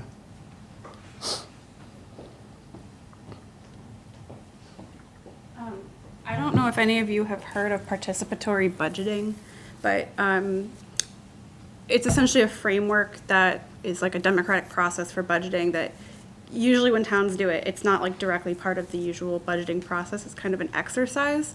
But in this case, as we're considering almost a year out what next year's budget would look like, it could potentially align. And so essentially you're holding like multiple meetings with the public about like if they could create a budget from scratch for your town, what would it look like? And they identify priorities of what they would like to see money go towards, and you kind of narrow in on essentially creating a budget from scratch.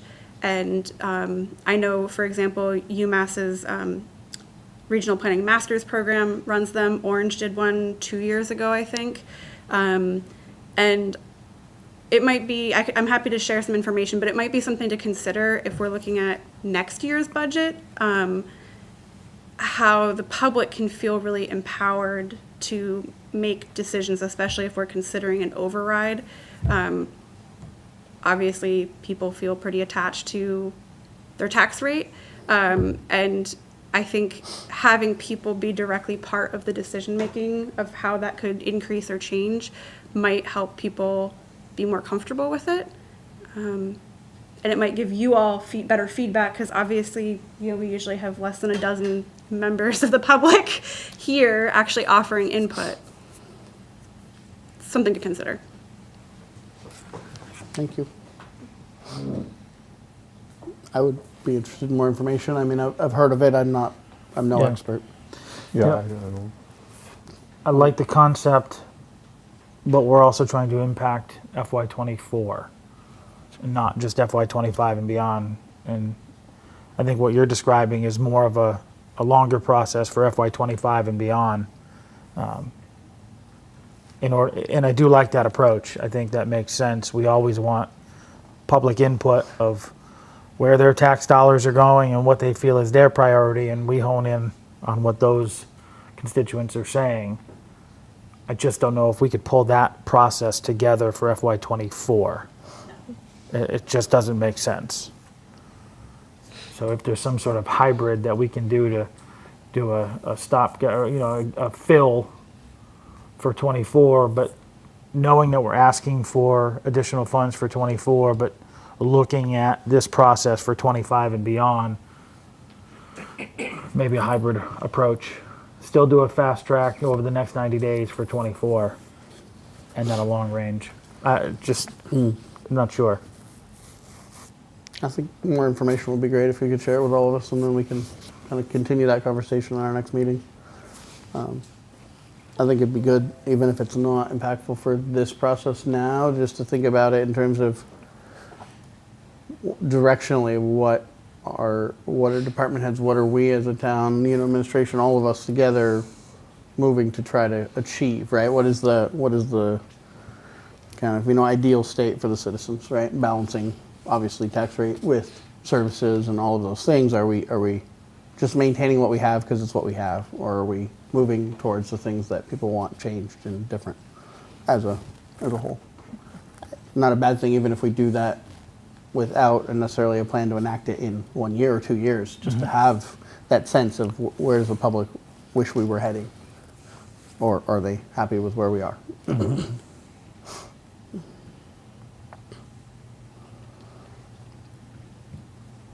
So for next meeting, do we want to try to put together some of those things and start talking about the framework and what that would look like, what requests are? Maybe what a meeting plan would look like, who was meeting, how, when, not exact dates maybe, but just a framework of, do we want to do it similar to budget with batches of departments and those kinds of things? Does that make sense? Yes. Yep.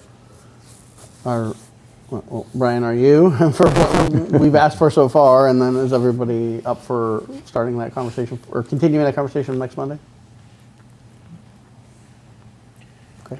I think if we're serious about going down this road, it should be a standing order that it's on the agenda every week. And every week we devote some time to it and move forward. Because if we don't, we'll be back to, we know where we'll be. Probably better said than my August. I'm good with that. Standing item? Yeah. Maybe we can, Am I understanding right? I think I am, I just want to be clear. That we're proposing maybe 90 days, that's rush, but that's sort of looking at 24. What might we ask to be restored that was cut?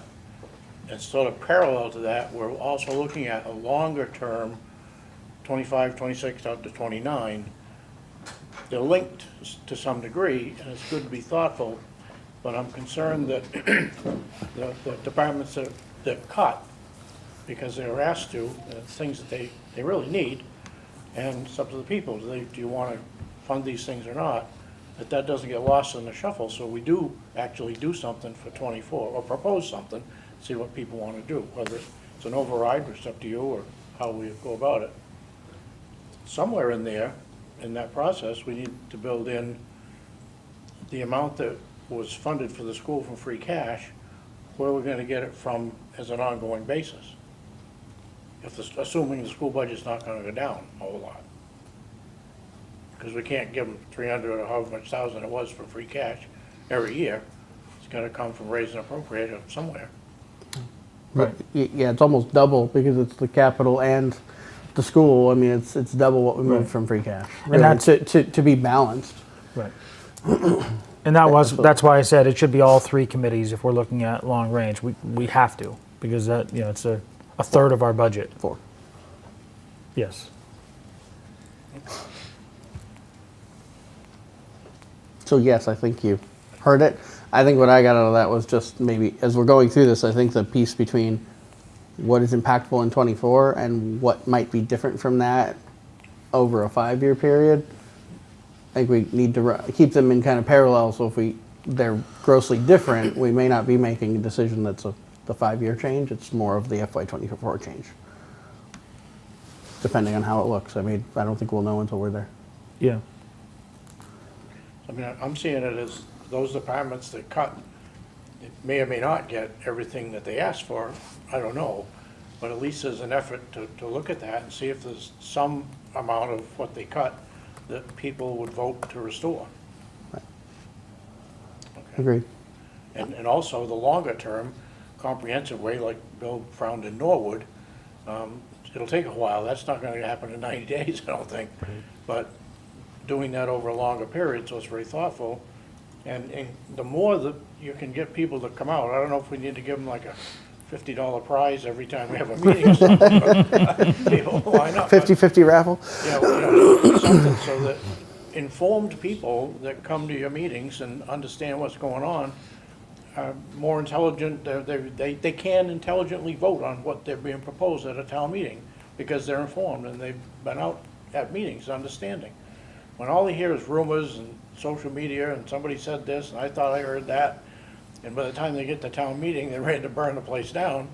And if they can, more people come out and understand, you'll either understand why they don't want it, or they'll understand why we do want it. Agree.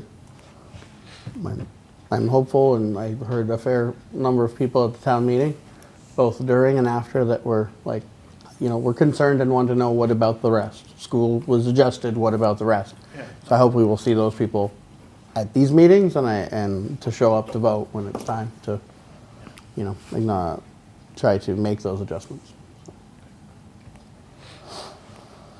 Yes, sir. Just to kind of piggyback on some of the comments, the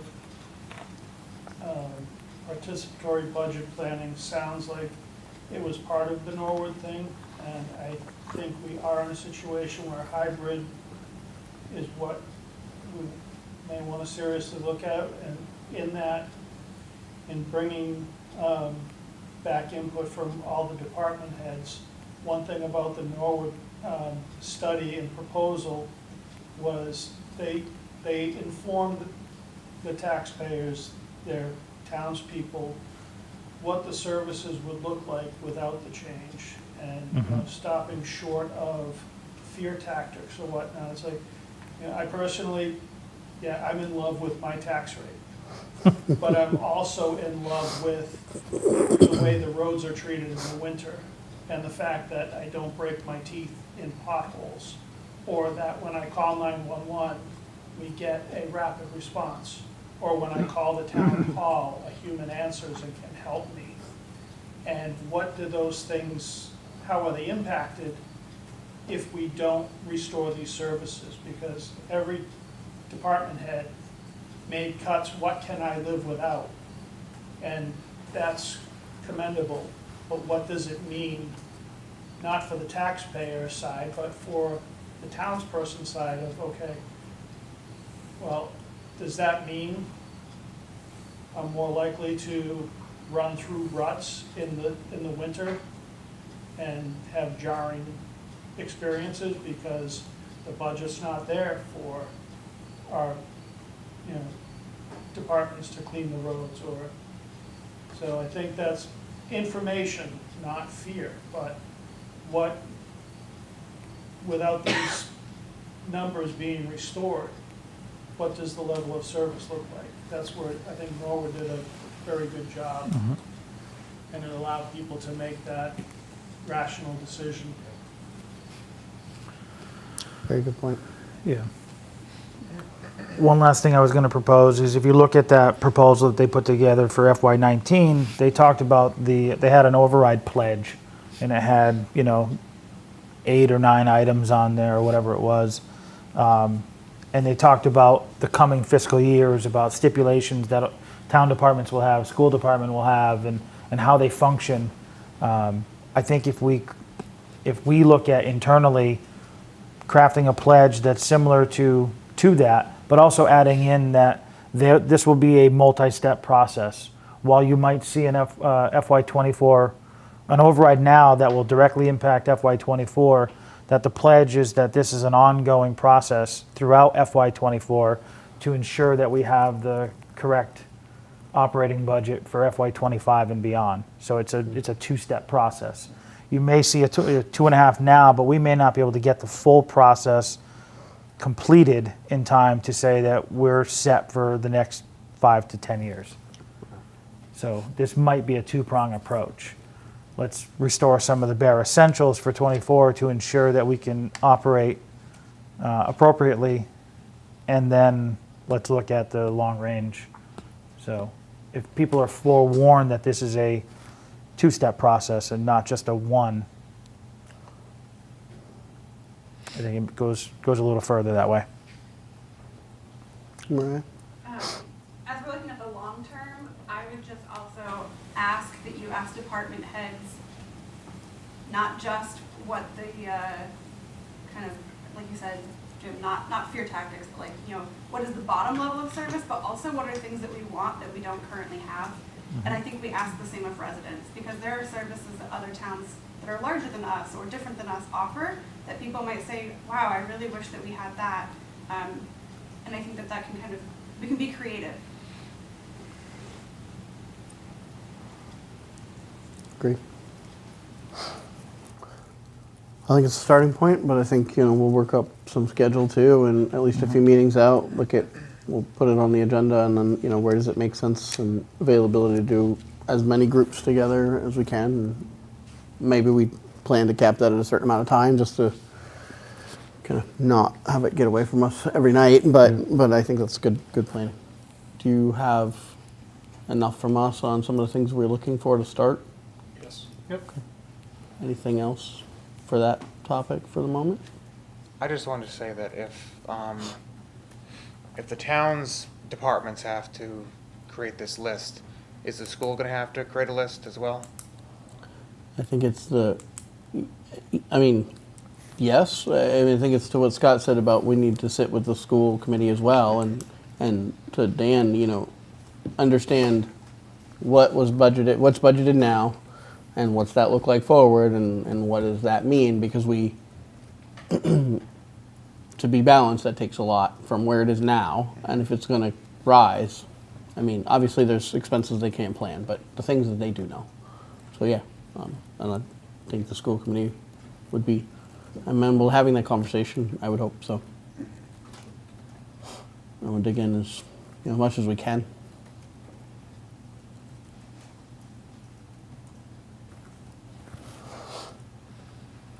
Okay.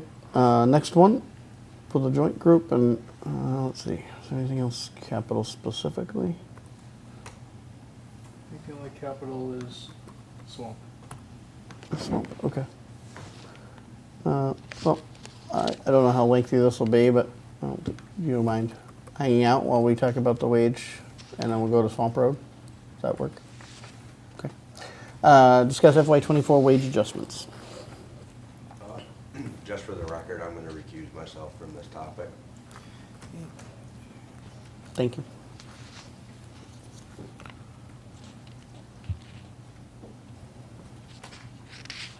Sure. What You want an update? Yes, please. So Deb and myself met. Brian was away, but he had since filled in a lot of information, and Jen Eichhorn has sent us quick turnaround. We got it this afternoon. Some of the impact of various models of changes, and there were differing options of changes to number of steps, percents between each step, COLAs. So there's a lot to look at, but we needed to know the actual dollars of what the impact is and what those changes are. But we just got them too late to be able to do the legwork to be ready for tonight.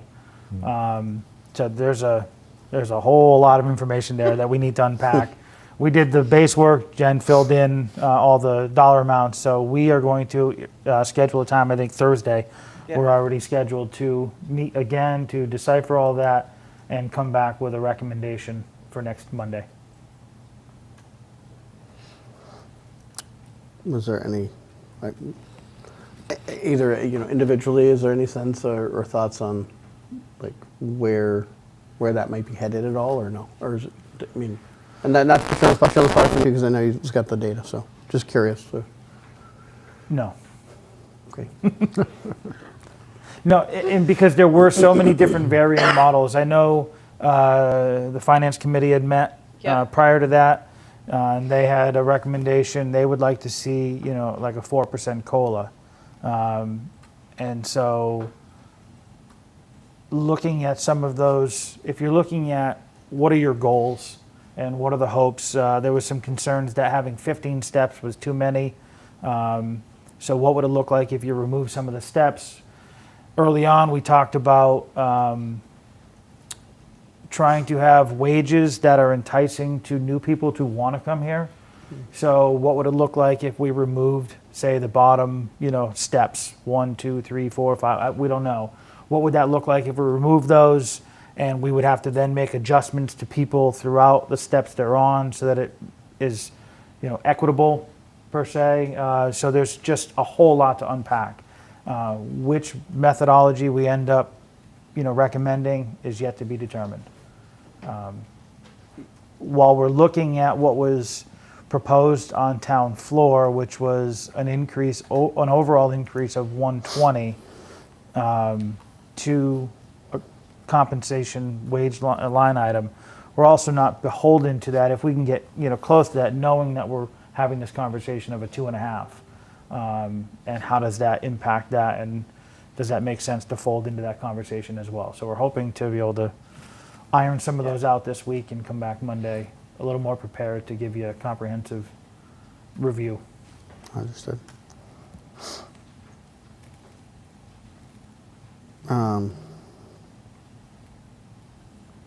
Yeah, you preempted my second question, which was how does that fit within what we have currently, and does that potentially fall into the There's override discussion as well? I can tell you but that there's that's some not of them gonna- that fall within it, and there's some that fall over.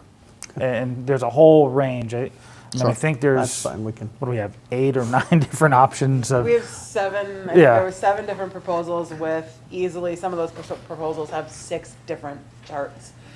Just because of different ways you can move things and that kind of thing. And so it really is just a matter of looking at everything that Jen put together for us. And huge thank you to Jen for doing this, because she busted this out in a day, and it's an amazing amount of work that she put together. Yeah. So we greatly appreciate that. I know when the finance committee met last week, we had our ideas of a minimum of a 4% COLA. We talked about, an increase potentially in between the steps or losing some steps. And so all of those things have been taken and strategized out as well.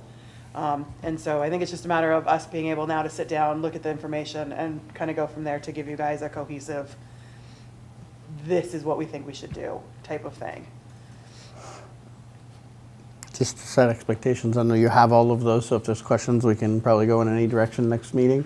But are we expecting that you guys are going to come up with a recommended, like this is the one, or this is a few, or do you not there yet either? I just don't know if we're expecting to hear one proposal and then we can go from there, or a couple. so I had that same question posed to myself when looking at that email with all the different stuff. I think it depends on how closely some of them align to each other. If there's one standout that says, this is the one that I think is not only attainable, but the most equitable in the way we should go, then you might hear a conversation that, I'm recommending one, and so aren't the other people working on this. But if there are a couple variations that get you to the same end, but in a different manner, you might see a couple. We really don't have all that information to say how many scenarios you'll see yet. I don't think you'll see 7 scenarios with 6 sub-scenarios. That's just too much. Good. I'm going to turn the question back around on you and say, what are your expectations? What would you like to see? I was just going to say I'm glad I could ask you that and didn't have to answer it. I guess. I mean, I'm just one of the group, but I guess I kind of like what I heard. I mean, if there's one standout that really, feel kind of makes sense for a variety of reasons, great. If there's 2 or 3 that have, a fair amount of pros versus the cons, but they're not, there are different ways to approach it and get to something good, I'd want to hear those too. And then there's some, that gives us the opportunity as a group to come through and go, okay, where do we lean the most? But if there's one standout, it doesn't mean that we don't ask questions and talk through the different ways that may get shuffled from your proposals you all have, or your data you have. But that's my thought. I'd welcome the rest of your thoughts on. Yeah, for me, it would be, I think I'd most like to see 2 options as opposed to 3. And the major consideration on seeing 2 would be how soon and what is the plan to implement this. Is it July 1st? If it is, then 2. Yeah. And It is July 1st, that's the goal. Okay. That's why we're trying to rush this week so that we can have that meeting and come back with more information on Monday. If nothing else, I'm actually hearing those comments, even if we had one or two recommendations, I think giving maybe a couple other that were close, just for context of the conversation makes sense. Even if they're not, The runners up. These Yeah. are the top two. And like these this are is how we the other got there, couple. and these are the recommendations that we're going with. But I think the three of us really need to be able to have that context of how we got there and why, and have Okay. that discussion. so this sounds like, I remember when we had this conversation several years ago, it was quite lengthy. Oh, yeah. So I would expect the agenda to be reasonable in that it allows us the opportunity to completely explore these issues and come out with a decision on where we go next. I know we, and Brian, maybe you have a sense, obviously the sooner the better that any change is known so that, the finance team can do the steps they need to get it ready to implement. Obviously, they can always retro if we can't get it done for the first, pay period in the new fiscal year. But I'd like to get it done as soon as we can. I don't want to rush the next discussion because that's the most important one, right? So if that takes 2 meetings to do it, Yeah. I mean, not that I want to delay from July 1, but if that took us to June 20th to June 27th and we couldn't implement till the 15th, I think the employees would rather the Sure. well thought than the July 1, right? Not that I want to delay it, but So just to be clear, when you all, I was not part of that, when you all did this the first time, there was a large component of this which was adjustments to individual positions, descriptions, grade and step, where they fall, where they don't.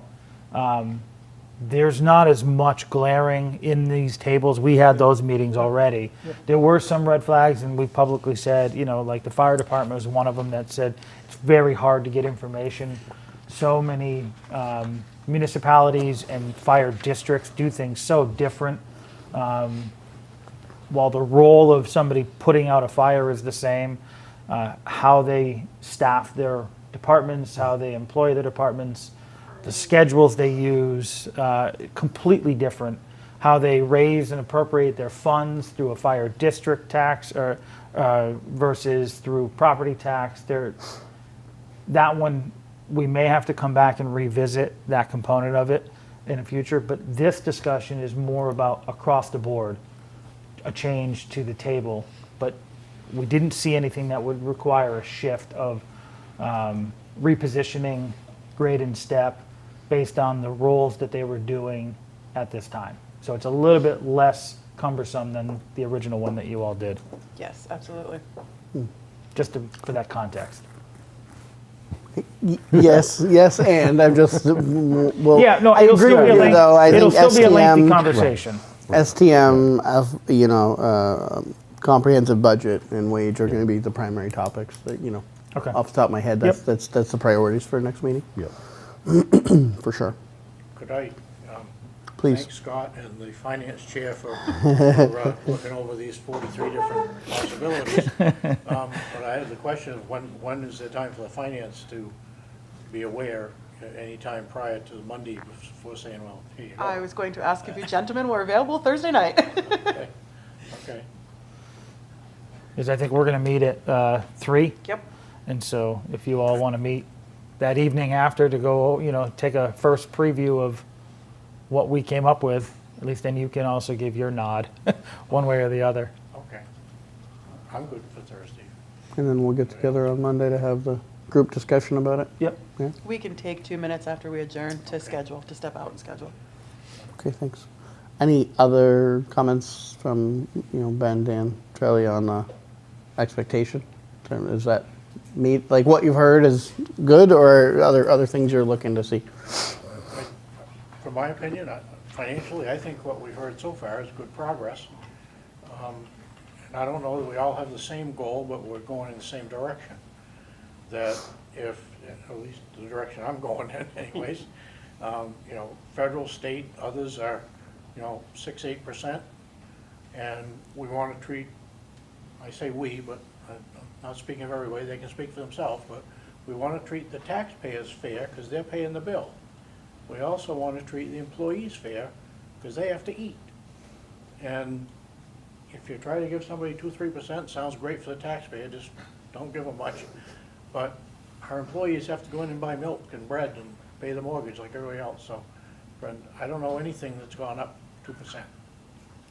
So that's why we're looking at sort of a minimum of 4, I think. I don't know if everybody disagrees, but if there's a way to have a little more there, and if the taxpayers agree, it's their money, I think it's a good idea to fairly compensate your employees.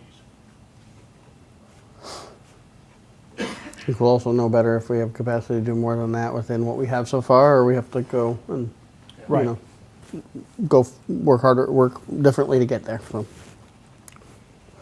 anything to add? Okay. Thank you. Anything else on wage? Discussion regarding Swamp Road Bridge project.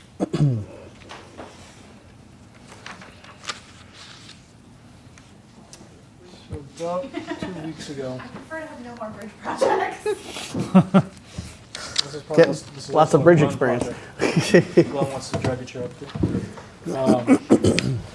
So you all received an update a few weeks ago from me about the status of the project, and a few more things have happened since then. But the high level, a lot of the project was delayed in trying to do some property research. There was a huge question mark on the ownership of the layout.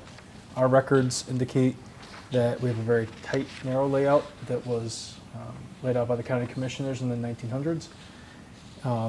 And where this bridge may need to be readjusted would move on to what appeared to us to be private property.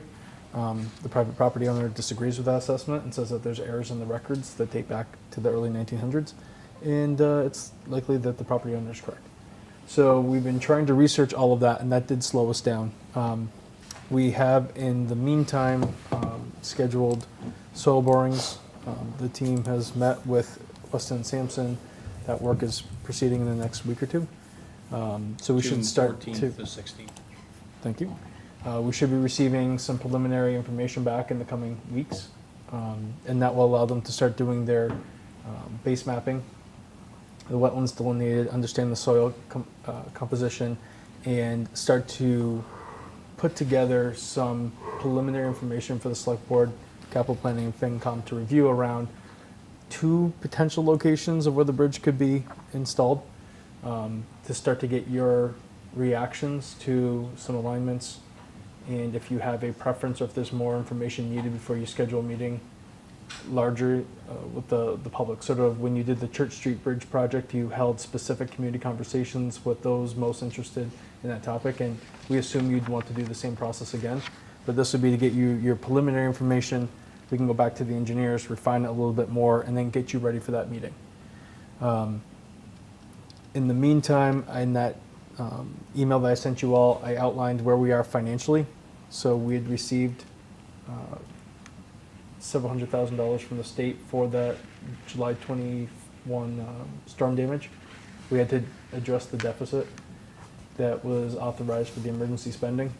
And then you had just over $200,000 allocated for the contract for the design through permitting and the bidding assistance with the Swamp Road Bridge project. So with those allocations, it leaves you just over $500,000 that could be appropriated for this project. We're anticipating probably somewhere in the ballpark of a $2 million project. So that does leave us quite the gap. That was part of that capacity I was talking about earlier that we may need. In the meantime, Mariah has taken the opportunity to draft a small bridge grant application. We, at first blush, weren't sure that this project would qualify. MassDOT has encouraged us to consider applying and indicated that it does qualify. Unfortunately, the max grant award is $500,000. So even if we were successful with this grant application, I'm sure it's competitive, it's not going to fund the full project either. So we will still have to continue to look at finding other sources to complement our overall funding package. So that's the high level of where we are right now on this project. I don't know if there's specific questions that you all want us to answer before we talk about whether or not you'll allow us to apply for a grant. Can I just add something before that? And I don't know if you include this in your email to them, but when Glenn and I met with the engineer last week, we identified 2 soil boring locations. It would cost an extra $5,000 to look at the second one. So the original one is basically next to the current location of the abutments to the bridge. But we had talked about realigning the bridge with Swamp Road. But to get soil borings a second time or a second location would require an additional day of work. So it would be $5,000 if we want to take the borings in both locations. So we kind of need input on that to move forward.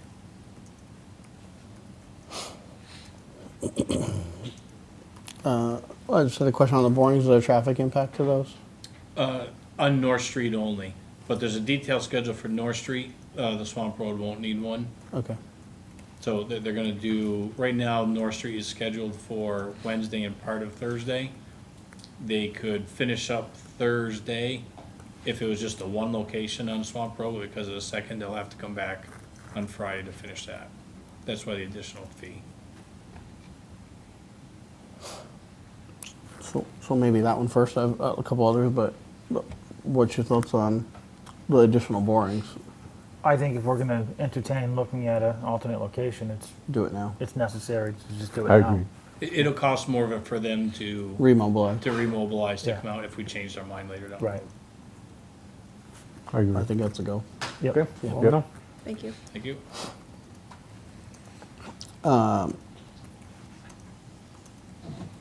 The small bridge grant.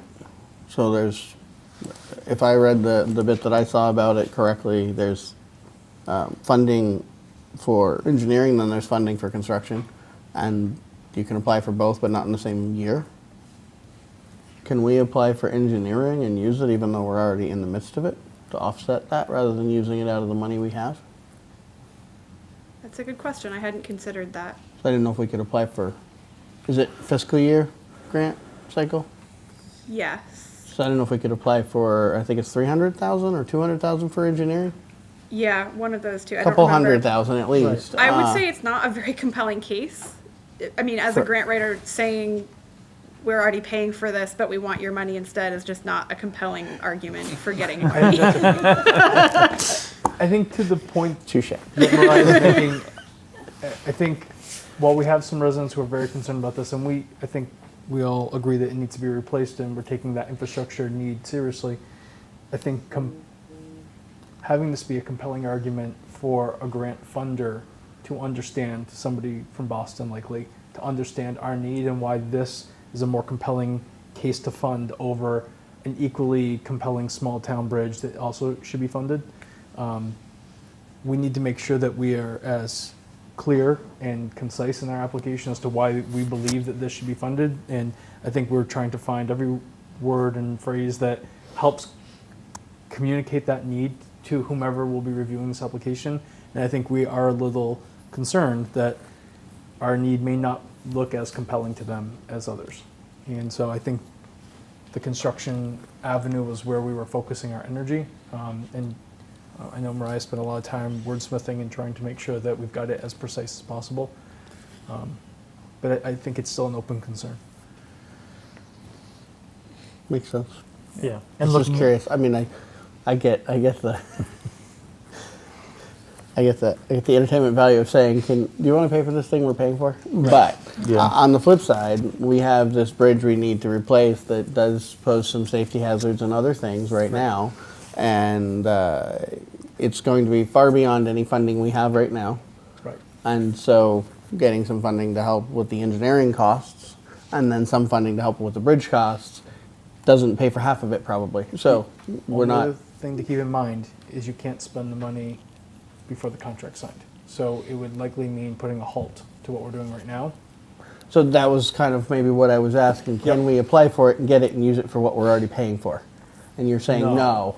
So We'd have then to that stop. takes Yeah, I away think my we would have to- question. Yeah, I think Yes. we would have to like finish whatever we're doing Yeah, now. no, okay, right? that, I meant like, we've allocated 300,000 and we're Yes. working toward it, and then we go, hey, these were our expenses, we Right, need no. to, and then we still need funding for a bridge, so They you would wanna help make with us these? sign the contract and then we could Yeah, start. never mind. Yep. Then at least for me, then never mind. Nope, okay, sorry. I missed that nuance in the question. I don't wanna slow No it problem. down. No, I don't want to slow it down. Yep, no, and it sounds less viable anyway, so. For the construction grant application, I did sit down with the fire chief. I sat down with a resident for a long time and talked through some concerns. I talked to a few other residents kind of in passing about this. So I was able to kind of assemble concerns that I heard from different people and put that into words that the state hopefully will read as our need for this. I do have some concerns that it might not be a competitive application, but I also think that it's worth trying. And you never know what other people are asking for. And I do think that we have some really valid concerns there. So I think I did my best to accurately describe our situation. And hopefully MassDOT will look at that and agree that we have a need here. I think it is worth emphasizing that we are working on two really big bridge projects for a town of our size. And so I do think that with all the advocacy that we've done for Church Street Bridge, it won't be lost on District 2 that we have another bridge that will potentially cost even more at the same time. And 2 more bridges that need some work at some point, Yep. Right, jointly with other towns. right. Okay. Questions, comments, thoughts from anyone?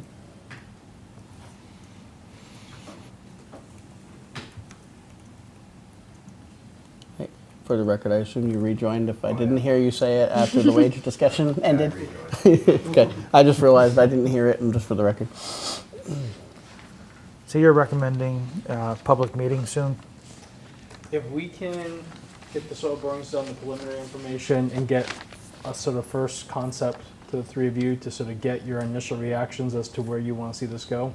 I want to say it took probably about a month and a half, 2 months to get that information to a point where it was ready for a public info session afterwards. So we're likely talking into the summer, beginning of the fall, that we could schedule that meeting with the public and get their reactions. Depending on what that reaction is, it may necessitate further sort of feedback sessions, or you may get really clear guidance that we can communicate to Weston and Sampson, get your revised plan. That's sort of how Church Street went. Right. Okay.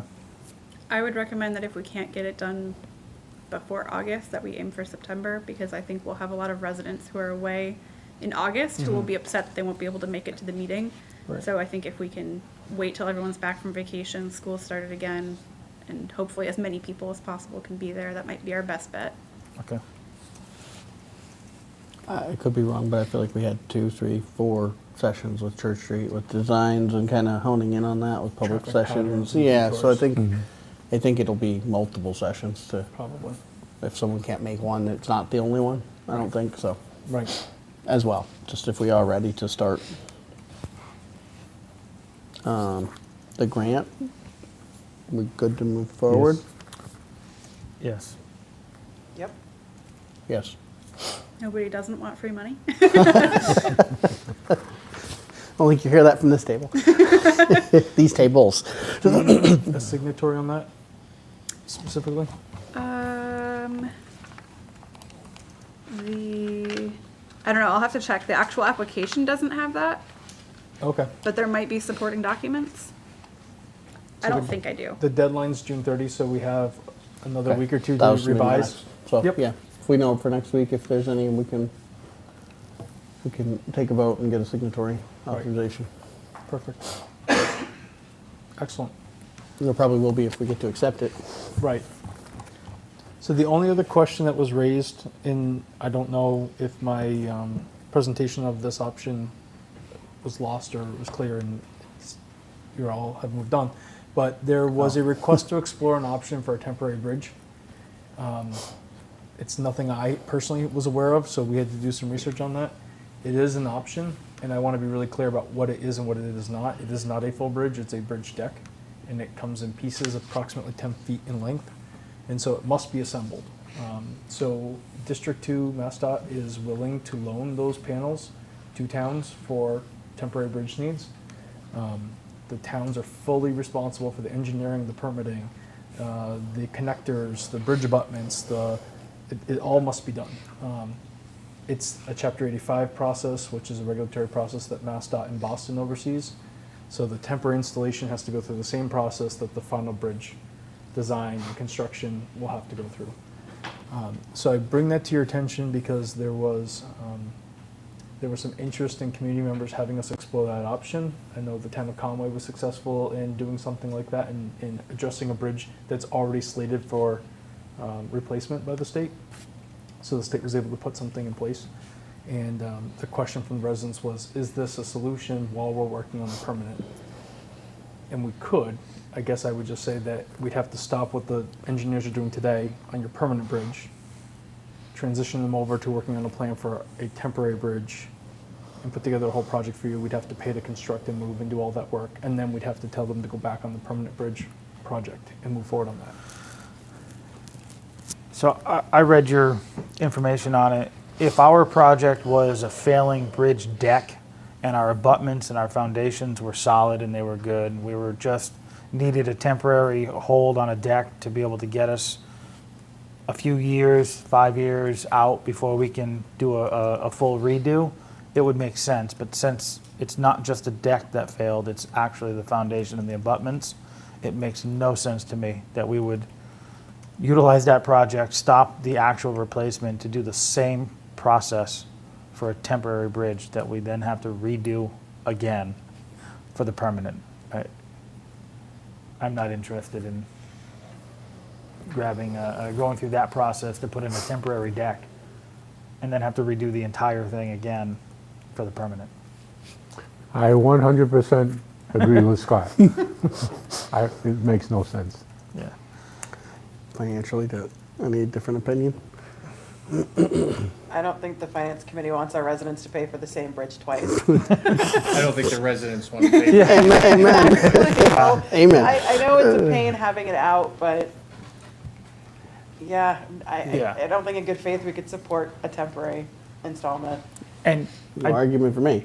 timeline, I don't think it changes your timeline. I think Yeah. you get the No. temporary about the same time we would get the permanent. Yeah. So you're not, I think it does. It delays it, and then you have to take it back Right. out to put a Yeah. new one in. the idea, Potentially. the premise was we could just get this quickly, get it on loan, have it shipped over, install it very quickly, and reopen the bridge while we wait for the permanent, and that's not actually the case, so. Yeah.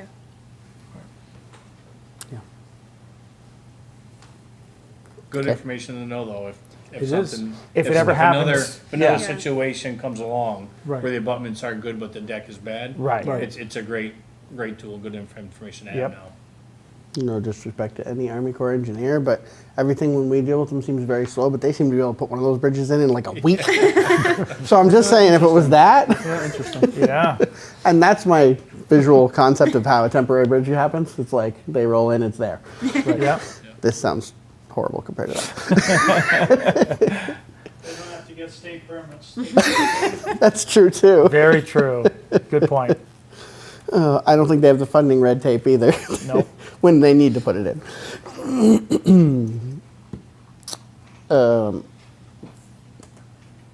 Other things on Swamp Road? Bridge for now? The only thing I'll bring back to all of you is, again, just that North Street, Swamp Road layout issue. At some point, we probably want to have that all surveyed and resolved. Yes. So there's a surveying costs and likely some deed researching that we need to fund. Talking about the one in the very beginning that you When said I started is, the introduction, so Yeah, I was okay. slowing everything That down. I don't want there's to discrepancy in who's owns what, Yeah. and where maybe I know there is some every- accuracy to what needs to get done. Every or is project there that isn't? you all have been working on, we have to keep doing this, but we might as well clean this up while we're going through it. And we have to I do don't today, think but- it's something that we want to cause any delays, so I think we put together what that is, and let's see it to get. Okay. So, I mean, the surveying's got to get done. It's going to have to get done for this project to happen, probably. So If I, why wait? so just to be clear, if I am to do this, we'd be looking at the project area, obviously, but North Street goes from Route 2 to the town line. And Swamp Road, in theory, goes from North Street to the town line. Is that what I'm getting a scope of work on? Is that where we have discrepancies? Or, I mean, the discrepancies we know of is in the area that we need to do work. The project area is Most where likely, there's there's discrepancies all along it, is what you're getting at? Well, and petition from the executive council at FERCog to take, just like we did Poplar Mountain Road, that both of these should belong to the town of Erving. We have the maintenance and the responsibility of caring for But it. they're not ours? No, neither of it's- them? It's like Poplar Mountain, Paper Mill Road. Yeah, when we talk about like So- wants for department heads, getting all this sorted out in one go is like Just having it The accurate? people who inherit all of this after you all won't have to do any of That this sounds like work. a capital request. It probably is. So I Own can, the roads, know where they are, know where the boundary is, and have signage on them that all looks the same? start a Yes. project at the beginning rather than in the past. My goodness.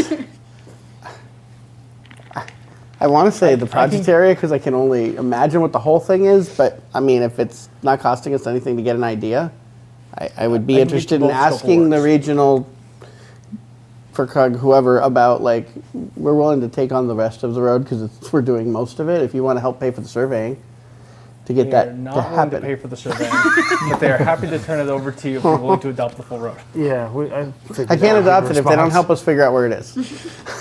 So when you say to the town line, are you talking going north? To Northfield. Yeah, Okay. to Northfield, Yeah. Like, up the mountain. you're talking Route 2 to Northfield. Right. Yeah. And then he's talking Swamp. swamp from north to the town line, or to the state forest, I was going to say to the state forest. to the state forest boundary, So that's Okay. about, because it's the state's road from there. No, Stop shaking your head no at me. it is not. It is So an you're tell- unmaintained road that you all have under shared, I guess, jurisdiction between the executive council at FERCog and you all. Even beyond the DCR Bridge. bridge. I did not. That's a, Never would have anticipated that. Me either. At least it's their bridge. That's correct. That bridge is theirs. I know that. I will get both. You're talking Jeez. Swamp Road to Northfield or to Warwick? Forward. Technically Warwick, right? He's Because not Great Swamp he's not Road talking cuts off Great at the Swamp. He's bridge. talking swamp, not Great Swamp. Great Swamp cuts off at the bridge and takes a left. Yeah, so Great Swamp, they're sort of used interchangeably in the old records. So in some records we'll say Great Swamp all the way up, or it will say Swamp all the way up. Sort of like sometimes ours says North Street, and other times it says Gulf Road. We're talking seasonally maintained Swamp Road, not unmaintained closed Great Swamp Road. And I'm Yeah. telling you that that's all the same road. But yeah. Yeah. Generally, to all the rest of us, that is what we're talking about, right? Agreed. But just from a legal perspective, if we're asking them to abandon something and turning something over to us, what you adopt either needs to be the full thing, or you know that you are releasing the rest of it. And when you release it, that's a legal process. But typically, The same road can't go in two fork and go two places, can it? it's not really a fork. Don't forget, you get another road. Yeah, it you get is. North Road Yeah, down there too. it is. It becomes Laurel Road or whatever at the bridge. Is that the state's? that's the That state. bridge is the state's. No. You said road. Laurel, whatever it's called. I think so, yeah. Yes, that is. Laurel Lake Road is a state road in the DCR. So when Swamp Road maintained stops at the bridge, that's the state's problem. From there beyond, in the Right. state That's, forest. that's what I was talking. That's what I was talking To the about. right. At the second bridge. The state bridge. To the right. Wood Yes. To Yes. the left, no. We need a map. Okay. Yes. sorry. Okay. The road that people travel on today that's maintained Right, stops yes. at the state bridge, at the wooden state bridge to the forest. That's where we maintain today. Okay. Correct. But that's where our road jurisdiction stops, in that direction. Goes left. Goes up to, isn't that the one, Brian, that goes to Stratton I Mountain? think we're talking two different Yes. things. The unmaintained, the blocked off section is swamp, but Yes. the passable portion to continue into the state forest is not ours. Correct. How Thank you. about you get both That's all I need. proposals and they come with a map? I will get you a map for just the project area and a map for everything. And when you do swamp, you should probably do to what is the traveled portion that we own today, or we Okay. don't own but maintain today, and then to the boundary. I will do all of that. Okay. Okay. And that's not Warwick. That's Orange or Northfield, isn't it? What's that? Great It's either Swamp? Northfield or Great Warwick. Swamp goes up to Northfield. Goes up to Yeah. Northfield. That's, Goes up like the town line is Start out Northfield, here. right? It's not Warwick, yeah, yeah. okay. Northfield, sorry. When you said Warwick, I was still going through by the lake, and how much do we own? That's Warwick. Yeah, well, and that's why I was saying, which part of the road do we own here? We're all lost in the Northfield. forest. There you go. Yeah, we are. But I just wanted to impress upon, this is a big unresolved issue, and I'm happy to get you whatever scope of work you want to review. So I You say will big, get it you all sounds of like those. lots of dollars. I don't think any of us want to see that. Okay, Okay. thank you. You good? Yes. I'm a little unclear. Join the club. We all are. We all are. I may not be alone. But my question is, if we're talking about surveying what is needed with landowners from North Street to Swamp for the bridge we're trying to replace, why are we going 4 miles up in the woods somewhere else? Why are we not just surveying what we need for So that that- property owner? They asked us to have both proposals, one for all and one for just where we need.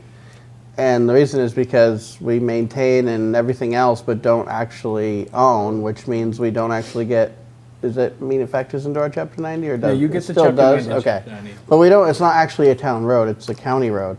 Right. To the wooden bridge. Beyond. And beyond. To the wooden bridge, and it takes a left and then Come- by Quarry Road. somewhere. Yes. Yes. Why do we yes. care what it is up And there? it has nothing to do with this specific project in the finite sense that we're talking about replacing a bridge. The question is if we're going to petition to the executive council to take over these road layouts, you have the legal maintenance responsibility, but you have the legal control over those. And so if we're trying to rectify that, we have to be clear in meets and bounds what we're taking. So it's a vote by the executive council to release it to us, and then we have to go to town meeting and ask the voters to take it and adopt it. And so that requires Why- surveying. Why do we want them to release to us from the wooden bridge all the way up to Quarry Road, Northfield? I You asked may for not. that to be a separate. Right. So there'll be 3 proposals. There'll be You may one for the not. site, one for the roads that are actively used and maintained, and then the rest of Great Swamp. Because if we don't do the rest of Great Swamp and we want to abandon, that's a different process, and maybe we can do it without noting the meets and bounds. Right. Probably Right. not. Every decision you do when it comes to a road layout and the adjoining properties has a legal repercussion. Sure. Right, and so we want to be really clear what that does in every motion. And the executive committee is not going to stop you from doing this. If this is what the voters want to do, they will turn it over to us. But where they pause is wanting to understand what's going to happen if we don't take everything. They don't want to see a loss of use of roads. And so we need to be ready with an answer for that. And so if it is intentional, we want it abandoned. We never have a plan to ever use it again. And that's something that we're telling them we want you to abandon it. Well, then we should be really clear in our petition that that's what we're asking for. And that may or may not limit future uses. There may be parcels that would lose frontage from that may have other ramifications. So those aren't necessarily light conversations to just sort of do on the fly. That's why I just want to be really clear, what are we asking for? And so I think the way that you've asked for the scope of work in these different amounts will allow you to have that more nuanced conversation. If it's easy to find out also from them, could we adopt the active portion of Swamp and not do anything with the rest at this time? I'm sure you could do that too. So then, Yeah. yeah, that can always just be what it is today without Right. making any decision otherwise. Yep, that may be another That solution. may make sense too. Okay. So, okay. Swamp, Road Bridge. Done.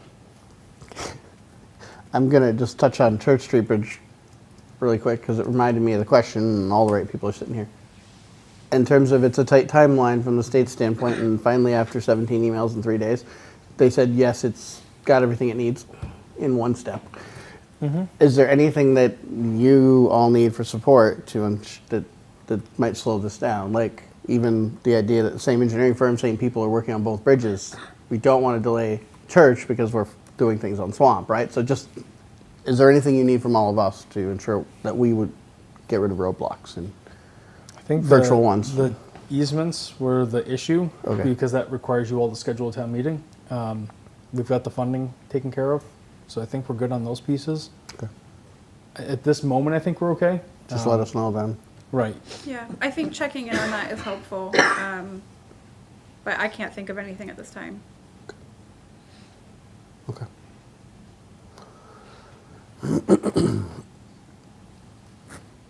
from here, we're going to go into traffic calming measures, and there's a financial piece to it. I don't know how, well, I suppose it could depend on how much. You're welcome to stay, or we can adjourn and you can stay anyway. Whatever you'd like. What would you gentlemen like to do? Who's staying?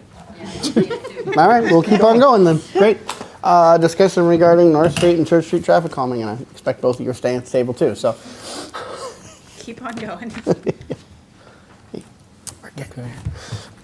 So back on May 18th, we had a gathering of residents in the North Street and Church Street area. It was a decent attendance. I know not everybody can make it, and we stayed a little bit after for some people who were just getting out of work.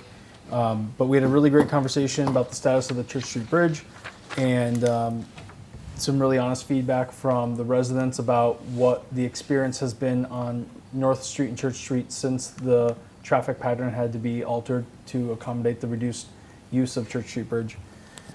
So in your packets, I had a few documents. One was a memo explaining or summarizing some of the feedback. Speeding continues to be an overwhelming concern for the residents in the lower section of North Street and all of Church Street. For anybody who's familiar with the area, specifically the North Street layout, has very tight travel lanes and no shoulders at all, and the sidewalk is slightly raised, not by much, over the pavement. So sometimes when you're a pedestrian, it feels like you're right next to the car. Church Street has a little bit more of a generous, but it's still narrow.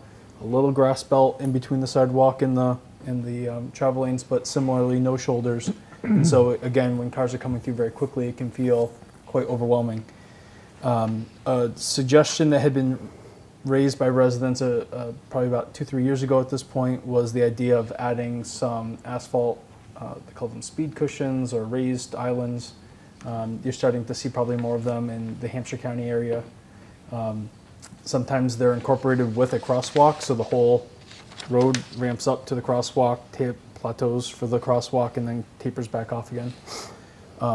I think Glenn has in the past communicated some concerns about putting in a permanent installation without having it engineered, because it can change the way that water flows or how the road's used, and we want to be thoughtful to that. So in conversation with some vendors, with the residents, we would like to suggest to you that maybe we try a temporary installation. One of the vendors that does that regionally, I've given you a quote for what one installation looks like. There's a few different marking patterns that we can source, but they're about 7 feet wide. Our travel lanes are about 9 feet, so I think the one that's quoted are 10-foot wide panels. They are made of a traffic grade rubber. They are fairly heavy, but they're also anchored into the ground, so it would include some installation on our behalf to put them in the ground, and we'd have to also put in the signage next to the installation to warn people that they're approaching those. But this would be an option where we could try these, see if the placement's correct, see if they have the desired effect that the residents are looking for, talk to our department heads, see if we're seeing the intended result on a reduction of speeding, see if we're seeing any maintenance concerns. If they're successful and you want a permanent solution, then we can have a conversation about what the permanent change to the asphalt would look like. We have to add a catch basin to deal with stormwater issues. Anyhow, that's the first sort of cost consideration based on what was coming back from the residents. In addition to that, and this probably has an impact on Church Street that we need to discuss with Weston Sampson, there was at least a request from one of the citizens who lives on the road. There seemed to be from the group some openness to trying it. A request for the three of you specifically to consider a change in traffic patterns and look at a one-way option up Church Street and a one-way option down the lower half of North Street. So basically 2 on North, 2 to the end of Church Street would be one-way north. Right now it's technically 2, but you can't cross the bridge. Right. And the Route 2 to the Church Street Bridge on North Street would be one-way south. And then North Street from the Church Street intersection north to Northfield would be both lanes of traffic.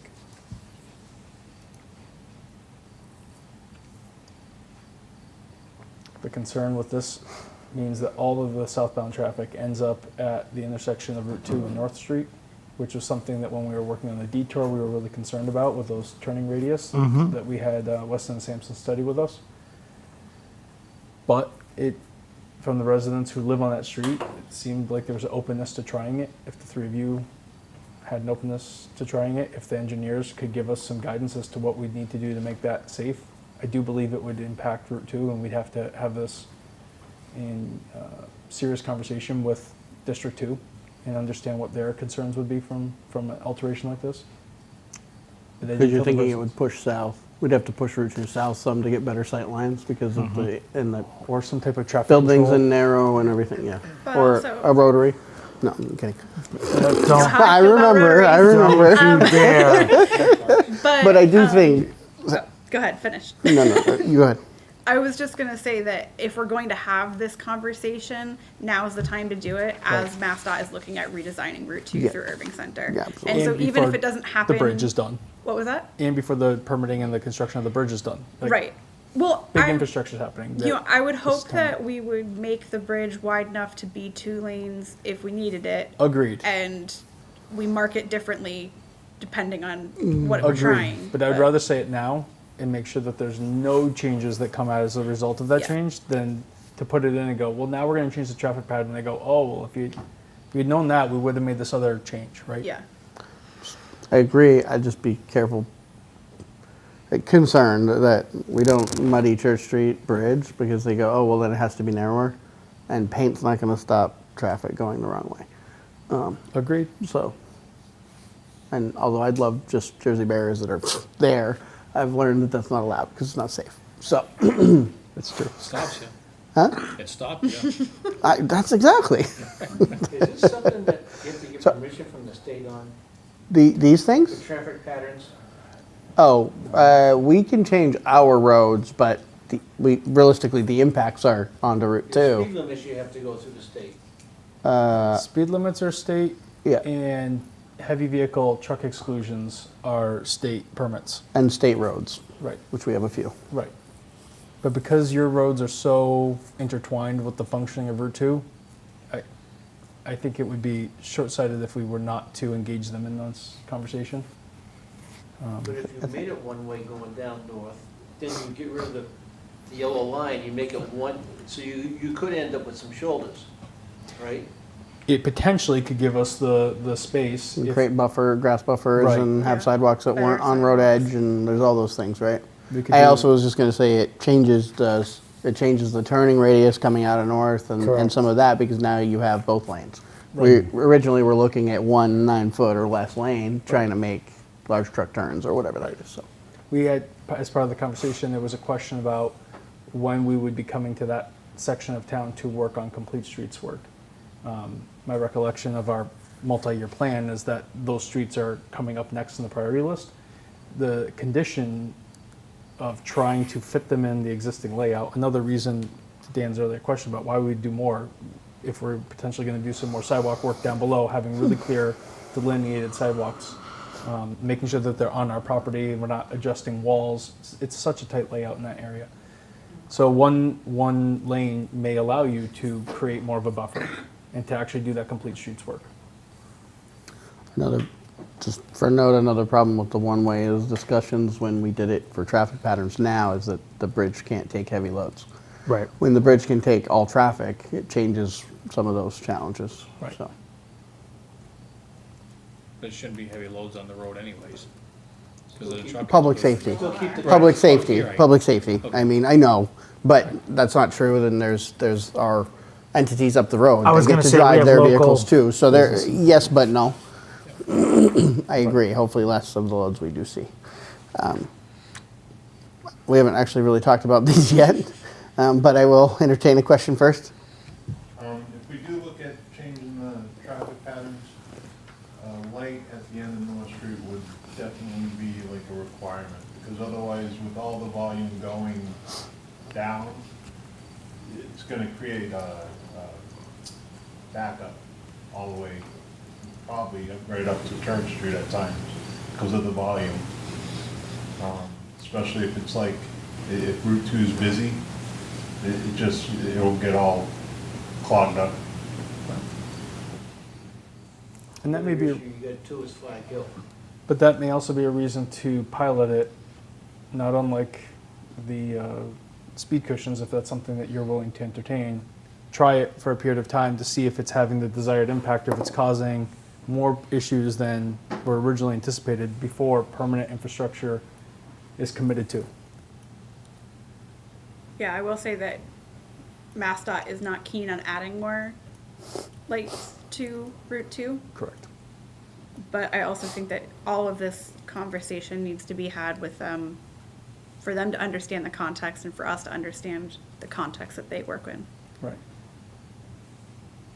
There's plenty on Route 9.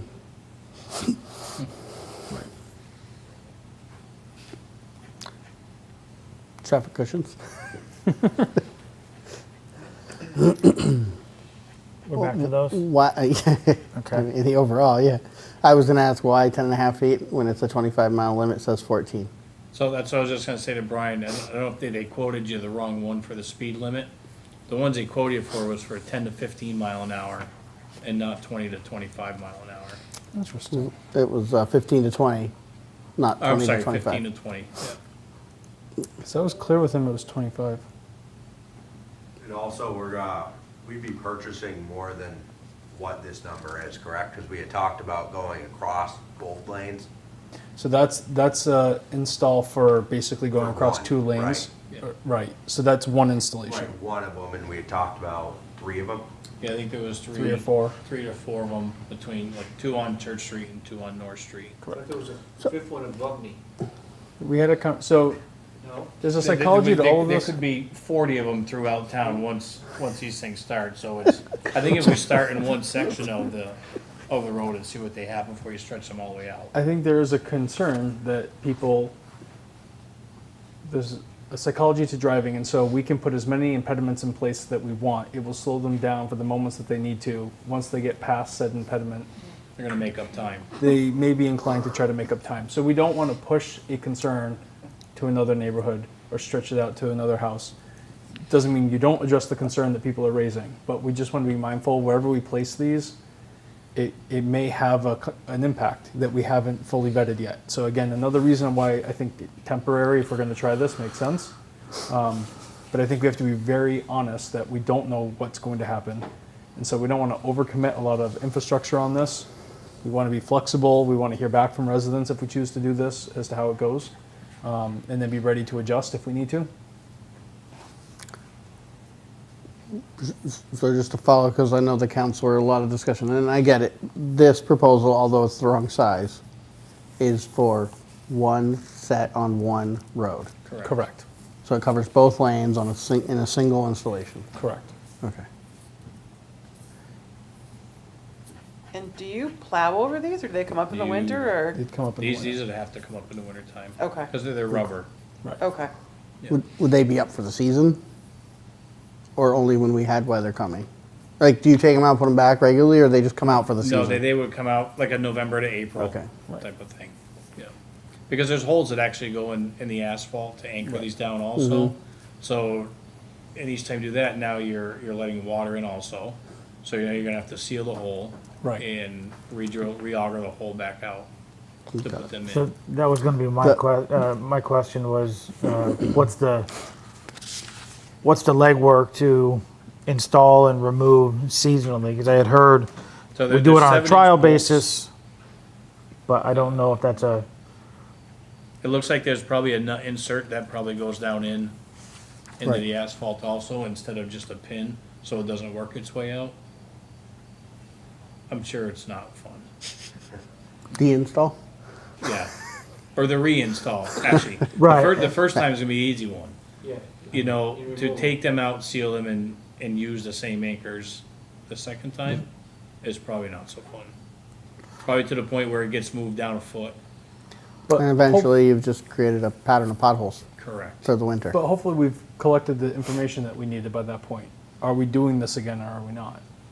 Is And- this location working? And potentially, if we are, we'd make it a permanent paved adjustment, Correct. is what I heard, right? So this Correct. is more of a temporary, maybe just a couple seasons, couple years, if that. If that.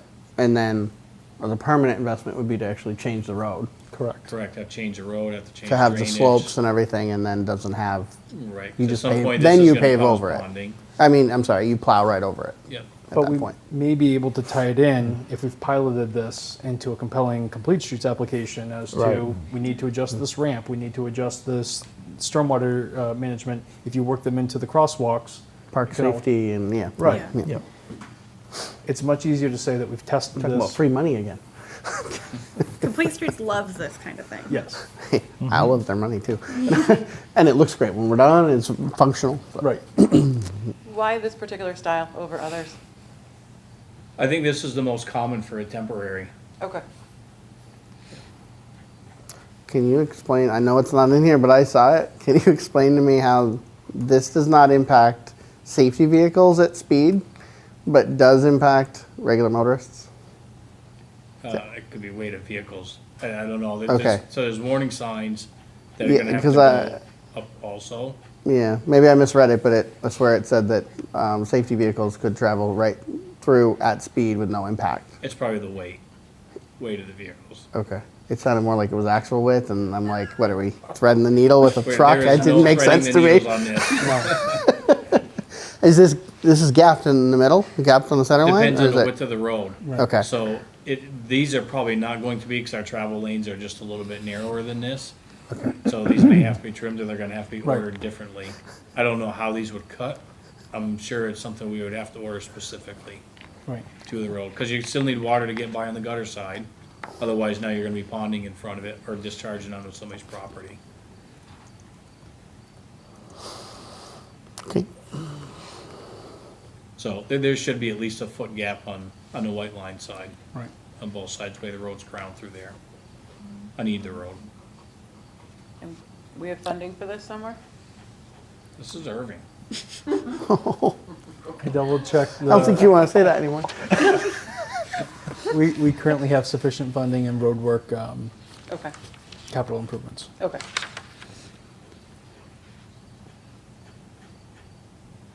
And the next thing that was asked for along with these is the stand-up sign, the weighted sign that's on the same page also. Correct. And we've had that request in other sections of town as well, so I don't know how many we would be looking for, but they're a yield to pedestrian. It's a, Oh, the bright yellow-green ones that sit in the Yeah. middle of Stand up. Northfield and get knocked over and, So, It's so my those ones. fear is with these, are gonna end up in the brook or stolen, just like our barrels and traffic cones and do not enter signs did. Wasn't these the ones in Northfield that the state kept on confiscating? Because they didn't have a permit for them. Northfield didn't have a permit for them, yes. oh, because that's a state highway. Not that I'm saying they're a bad thing, I'm just saying that these are not anchored down, these are meant to be moved. Right. by regulation, they go right on the center line at the crosswalk. So you can't like affix them to the sides or do something else. Can't you bolt them to the road? In a narrow, Potentially. in a narrow spot, each one where those crosswalks are on North Street Is already are narrow. very narrow. Right. So these are probably gonna get run over or moved.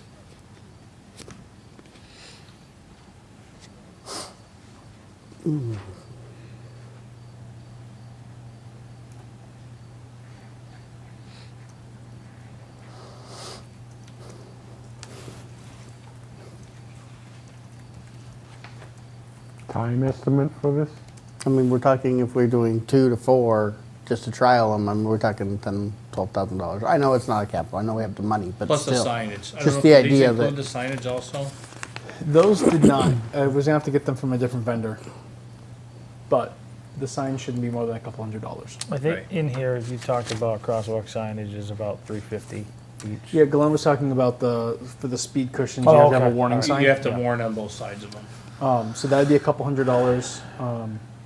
And then you're right, for the other ones, they're about $350 a piece. Yeah. Yep. They come with a weighted base. I'd be more in favor of the speed bumps than I would the signs. Yield signs. Yeah, the what? The pedestrian. I Oh, Center of the sorry, road. yeah. I- I thought it was a request for both. Am I misunderstanding? I'm bringing forward that the The residents. residents would like both? Correct. Okay. Correct. I mean, I'm with you. I feel like we're just gonna buy signs. I we think won't there's have for I very think long. there's a place for these that go in the center of the road. Yeah. I just don't think, unfortunately, North Street, they're narrow travel It's lanes. too narrow. And I don't think anybody stays on their own side of the yellow line below the Church Street Bridge, up or down North Street. So just out of curiosity, if we put one of these signs on the road and I drive down the street and I hit it, who's liable for that? Is it now on the town? For your vehicle Because- or for the sign? No, for my vehicle. Well, because it is such I a know. narrow road. I'm thinking if you've got two cars trying to pass, That's why I don't think it's a good I don't. thing for them. I mean, technically, what's a 10-foot is the travel lane, is the narrowest you can go, Nine. 9, Yeah. and And that's ours are tight. Right down to 9. Yeah. That's so- tight. And it's not mirrors.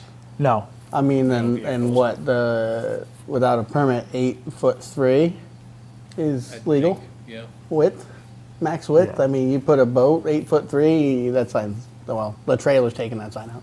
Something's taking that sign out. absolutely. Anybody towing just a trailer behind their vehicle Yeah, is taking that out. most homeowner trailers, cargo trailers, boats are 101 inches wide. Right.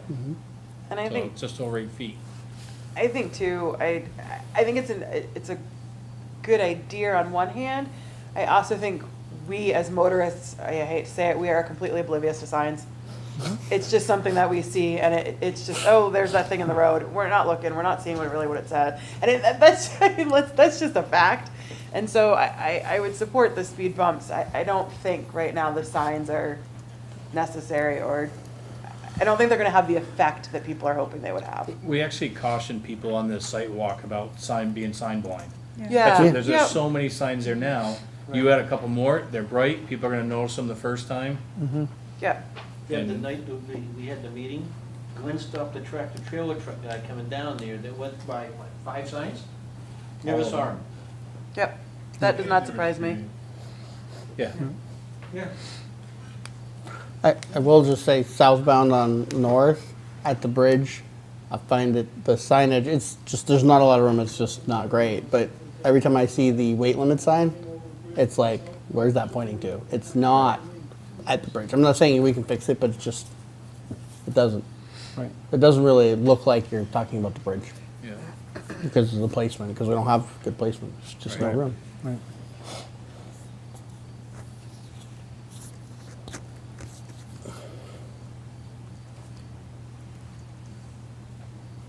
Again, I'm all for trying these, these rubber speed cushions.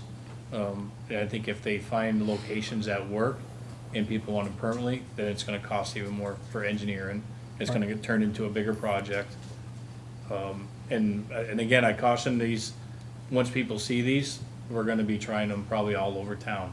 And if there's legit areas, then that's fine, but I think we're gonna be dropping these all over town, trying them on different areas of roads. I would think if we want to invest in, I don't know, 2, 4, whatever that is as a starting point, if we try them, they work, we plan to change the road, now we're talking capital projects, right? And then they're movable, buy some new Reallocate 'em. bolts and put them the next place. But I Yeah. don't think it would make a lot of sense to suddenly go buy 50 of them No. and then plan to, Correct. repave I'm just saying roads over the next 5 years instead, you know? Yeah, conversation-wise, there's gonna be a lot of I'm sure, there'll conversation. be a lot of requests, and I've heard of. so be it.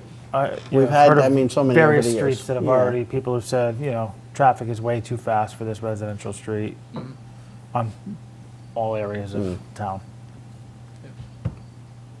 And to your comment about state and speed limits, a few of those have been assessed, and they would raise the limit if we asked them to look into it more, not lower them, so. They were going to on one road. I know.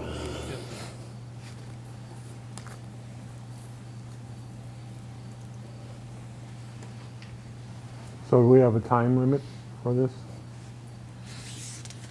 If we decide to move forward? Yep. Oh, The vendor's ready to place the 21. order tomorrow. 21 days, looks like. Or that's a quote, it's good for 21 days. I think they don't have a shipping date on here, do they? No, but I'm pretty sure he said they were in stock and he was following up over this weekend even, trying to see if we were ready to make a decision. So I'm motivated to get this for you.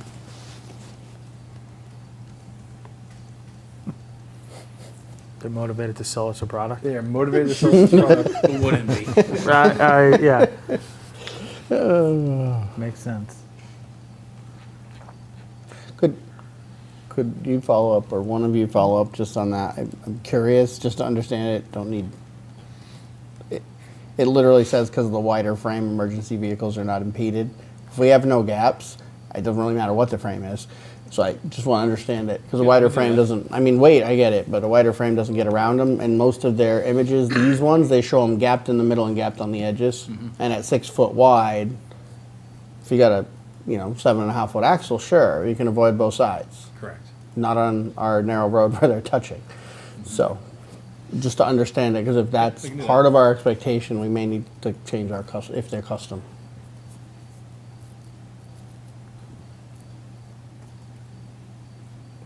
Are we in favor of giving this a shot? Yeah, I mean, it's temporary. I mean, Yes, I'd rather do a temporary, temporary yes. trial first before we just take the plunge and change roadways. Thank you. Well, and if we're getting to these neighborhoods and, projects and complete Correct. streets and roadway, if we know ahead of time what we want to do, it's better. How many sets would you like us to move forward with? I heard 2 and 2 is that North and Church spaced out, just to kind of keep them from speeding up enough to slow back down, Yep. to speed up to stop. Speed up the stop. Said the closest they can be set is 400 feet to each other. I think it said 4 to 7 was recommended, and 120 feet from a stop sign or something. Right.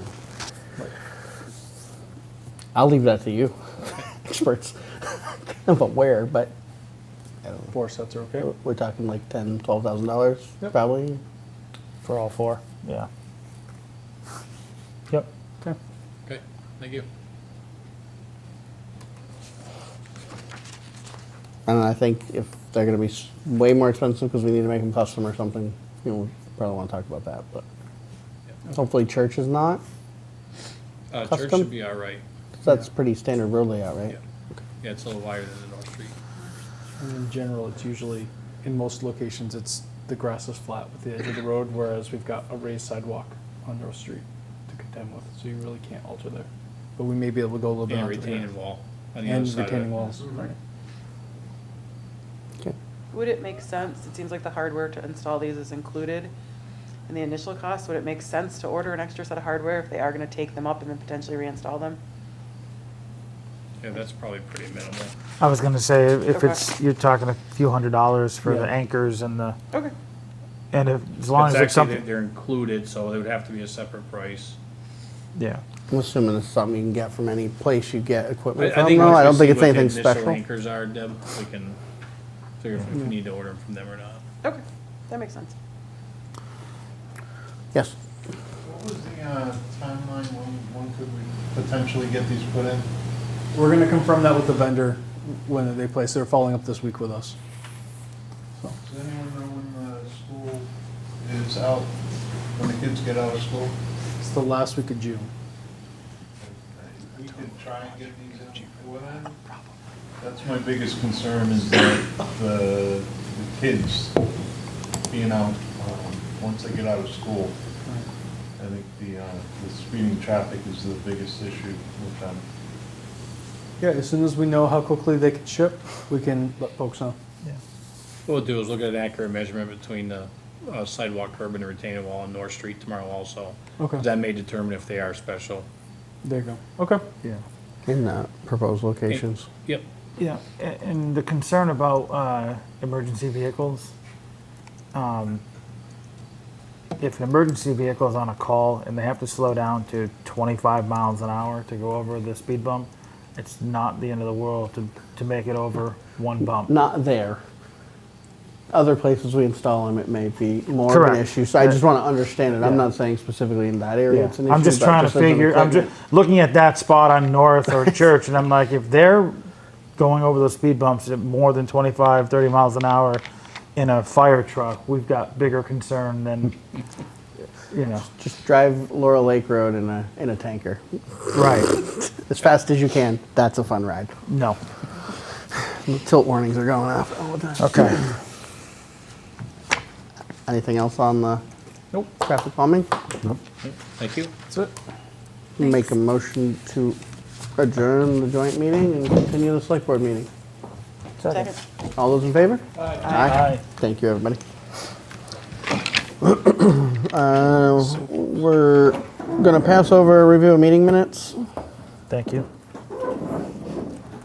We're at the bottom, so we'll go back up after that. Surplus equipment request, Recreation Commission, Zelinsky dugouts, first read.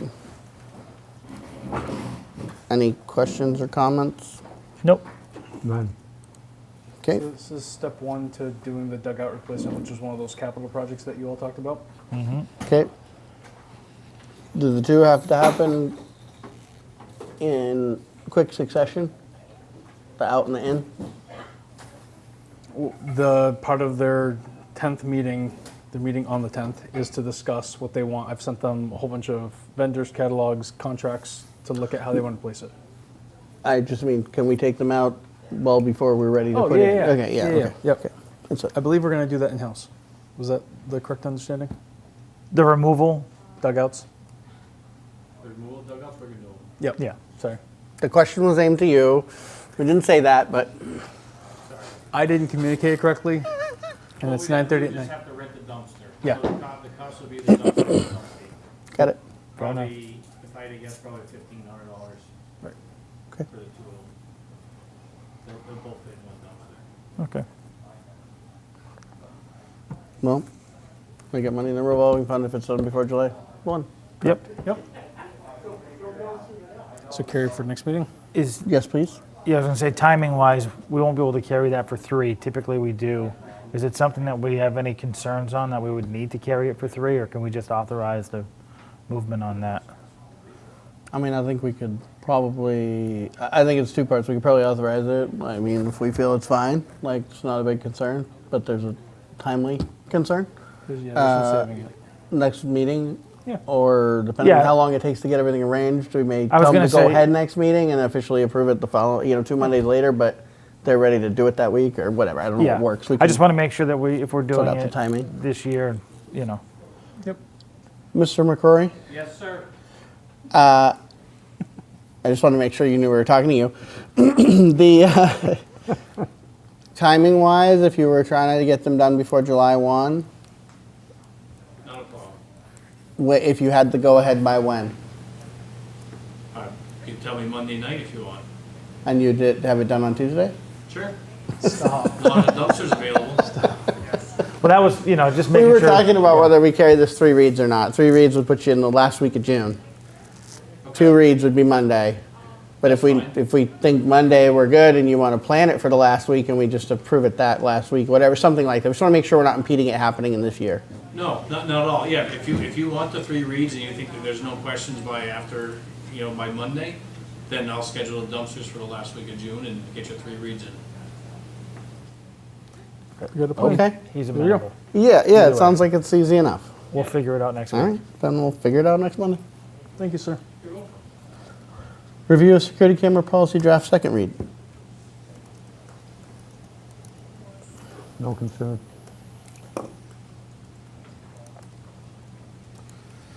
So you broke out the tables, Is that changed. closer to what you all were trying to articulate? Yes. The nuance between the live viewing, the ability to do a recording review, and then the difference between who can export.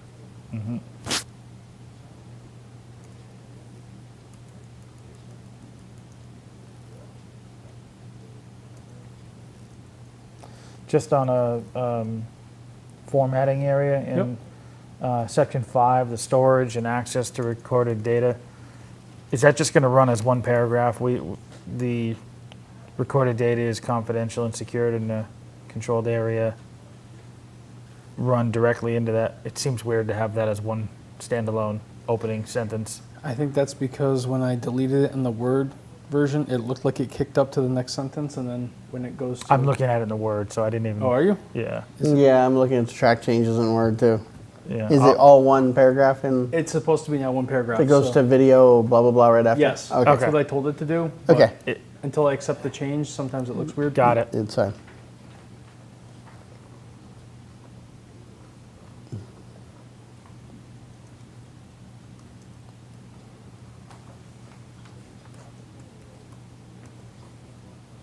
And I meet with the safety committee members on Thursday, so I'm gonna bring back these revisions, whatever you decide you want to revise tonight, and just make sure that there's no other questions or concerns or feedback from the committee members.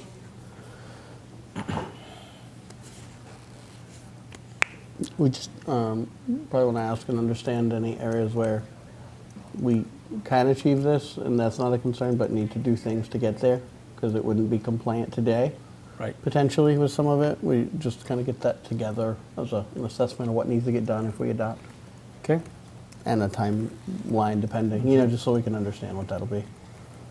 Either that we set an effective date in the future, or just with the caveat that some things are not complete until then.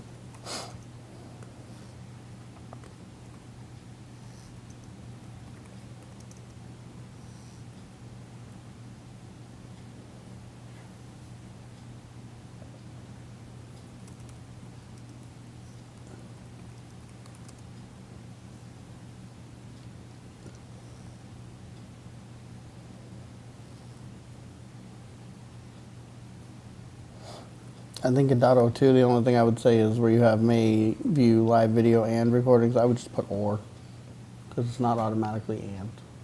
Okay. It, as outlined below, it's or as outlined below.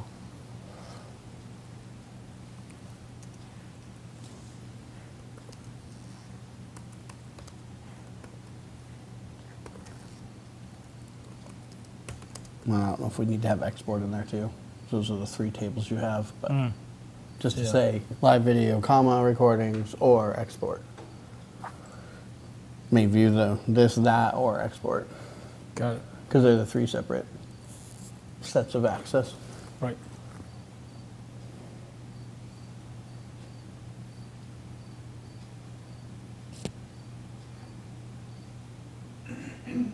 Okay. Is there a signage issue with these, with the video and recording?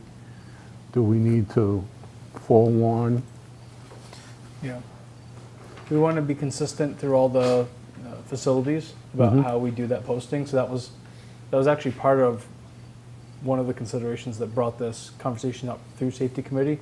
Not only what reasonable expectations, training, things of that nature should the staff be aware of, and who can ask for access and who cannot, right? But then what's the appropriate, consistent way to inform patrons, the public, coming Right. into these facilities? So every building has its own approach, its own style, but there's not one consistent application. There's not one sign style throughout all the town departments. So we talked about normalizing that. So setting this policy is a step towards doing that. Okay. We do have, I think, the one that most people are commonly familiar with are the red and white ones that Town Hall had. And then we had several extras of those, so those got put out to some of the other facilities. So that's the closest thing that we have to a sort of an awareness sign, but there's nothing consistent in the buildings. I'd be curious to know what's the plan and what's the minimum requirement in terms of duty to warn or notify, both internal for employees but also for public. Because sometimes, generally, public places have no expectation, so there's no requirement to warn, depending on what it is. So, just be curious, and to be consistent then, where we don't have to, if we are, that we consistently do that. Yep. In all states. Is that as simple as maybe contacting the AG's office? I'm just gonna, this has already been sent to council, but I'm gonna follow up and ask Okay. that question of council. Okay. Yep. I don't have any concerns No, I don't. beyond what we discussed. No. Okay, so make those edits and Yep, run past bring it safety back. committee? Yeah, Yep. after they review for next read or potentially final read. Okay. Review of hazardous communication policy draft, second read.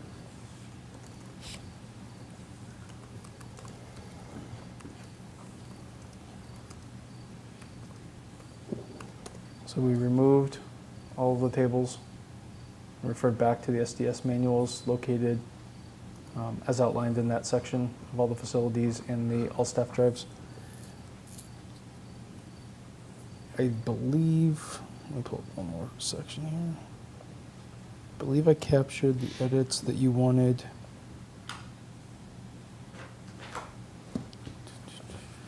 for the department heads to be responsible for the safety orientation In '07. in 7, correct?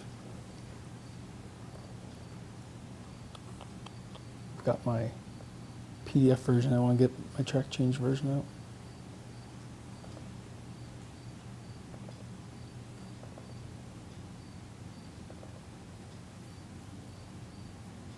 There we go. I did like your suggestion, Jake, last time.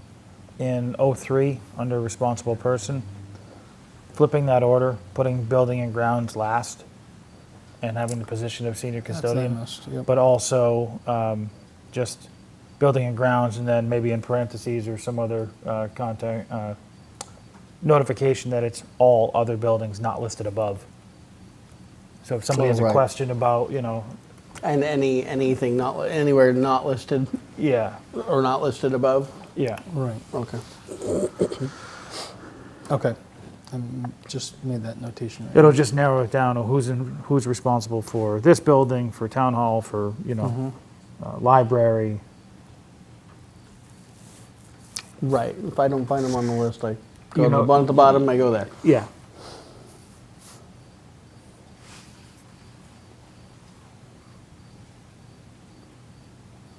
So I think the only thing that's still outstanding, we went back to look at the senior custodian's position description. I know that that was part of the conversation. And when we did that description work, we talked about the senior custodian's position really being one of the instrumental roles in the SDS manual program. So that portion of this, I think, is very appropriate. And obviously, most of the facilities are going to fall under that person's jurisdiction for maintaining that record, right?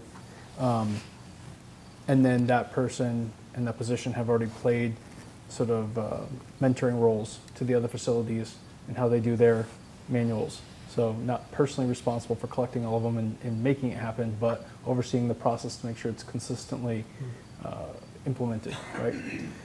The HR function is what is still not clear. The what? The HR function that sort of lives For in this- onboarding? The onboarding, so we teased out at your direction last time that the department heads would be responsible for any of the specific on-site. So here at, I'll use the highway department as an example, first day orientation would be done by the department head or the designee, and part of that would include the health safety orientation, which would include the SDS program and any other non-routine potential hazards that they may encounter. That all makes perfect sense. So those two edits that we did make a lot of sense. What's still not addressed, which I'm still sort of assigning to this position that doesn't exist yet, the health safety officer, this idea of annual ongoing training and maintenance of those records. We still have to find a way to tease that out. So that doesn't belong with the senior custodian's position. It's more of an HR function and ongoing training and record keeping and ensuring that we've got all of those things taken care of. And if there's some concern or question about the hazard communication plan, there's a person to go to that just sort of makes sure all the other things under the plan are happening. So it's not to say that this function happens every single day, but it is a component of work that needs to happen with some regularity, and it must be consistent across the town. So I keep referring to it as that health safety officer, but I don't know what that is yet. So that's still the unknown, and maybe if I can sit down with the safety committee and brainstorm a little bit more on Thursday.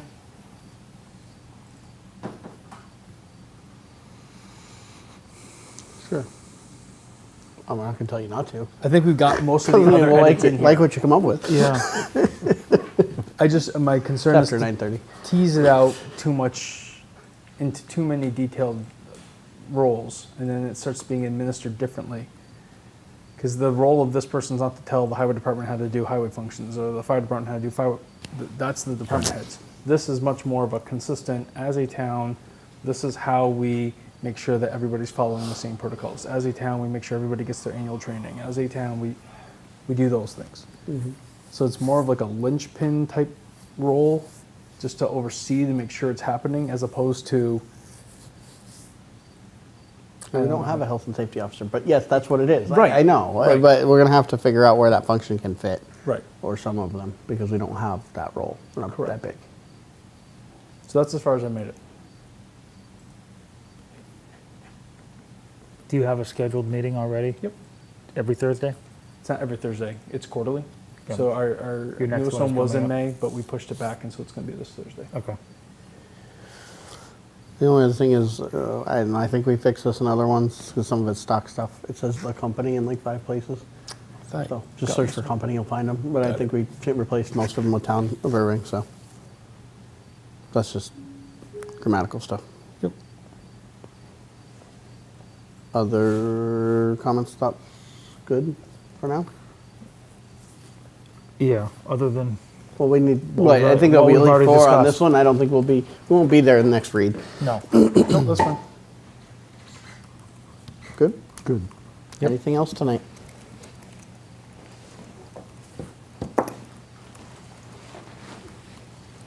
No. Motion to adjourn? No.